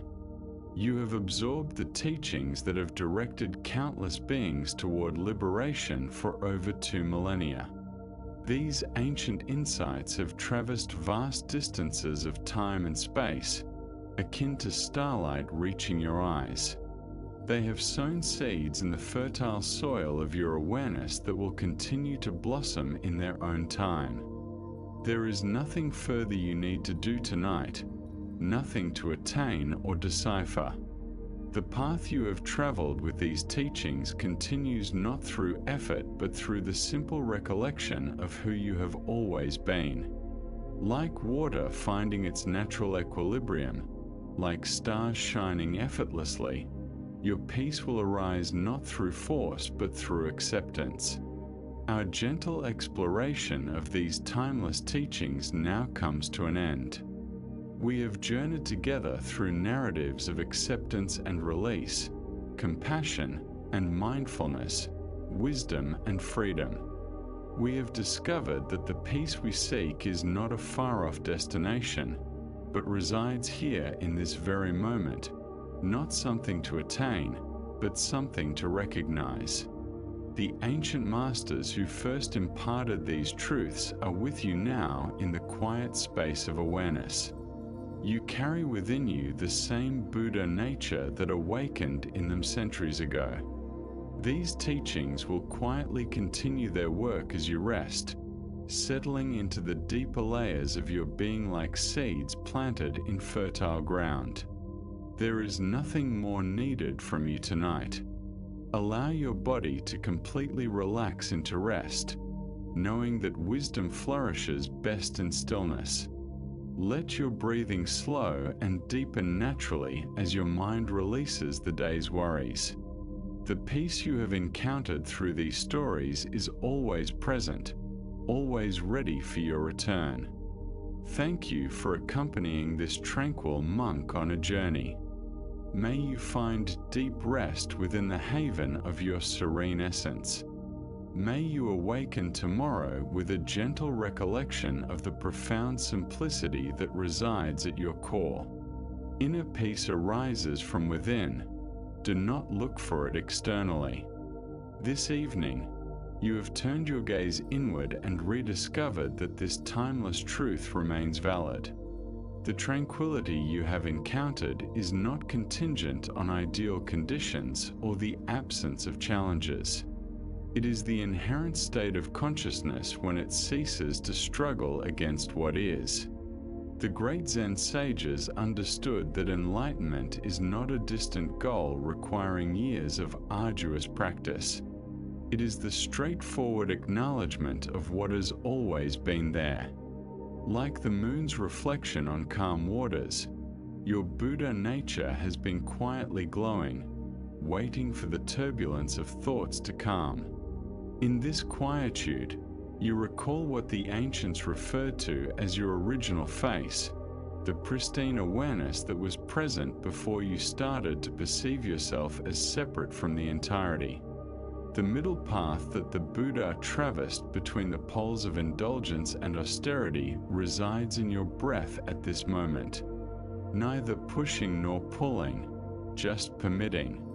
The empathy that emerges from recognizing our collective suffering blossoms in your heart as you unwind. The wisdom of transience, which teaches us to hold all things lightly, permeates your being. You are not merely absorbing these teachings, you are embodying them. Rest now in the profound silence that encompasses all sounds, the expansive space that welcomes all experiences. The ancestors beam with joy as yet another soul remembers the journey back home. It has been a delightful experience sharing this time with you tonight. Sleep soundly, and thank you for being here at Sleepy Monk.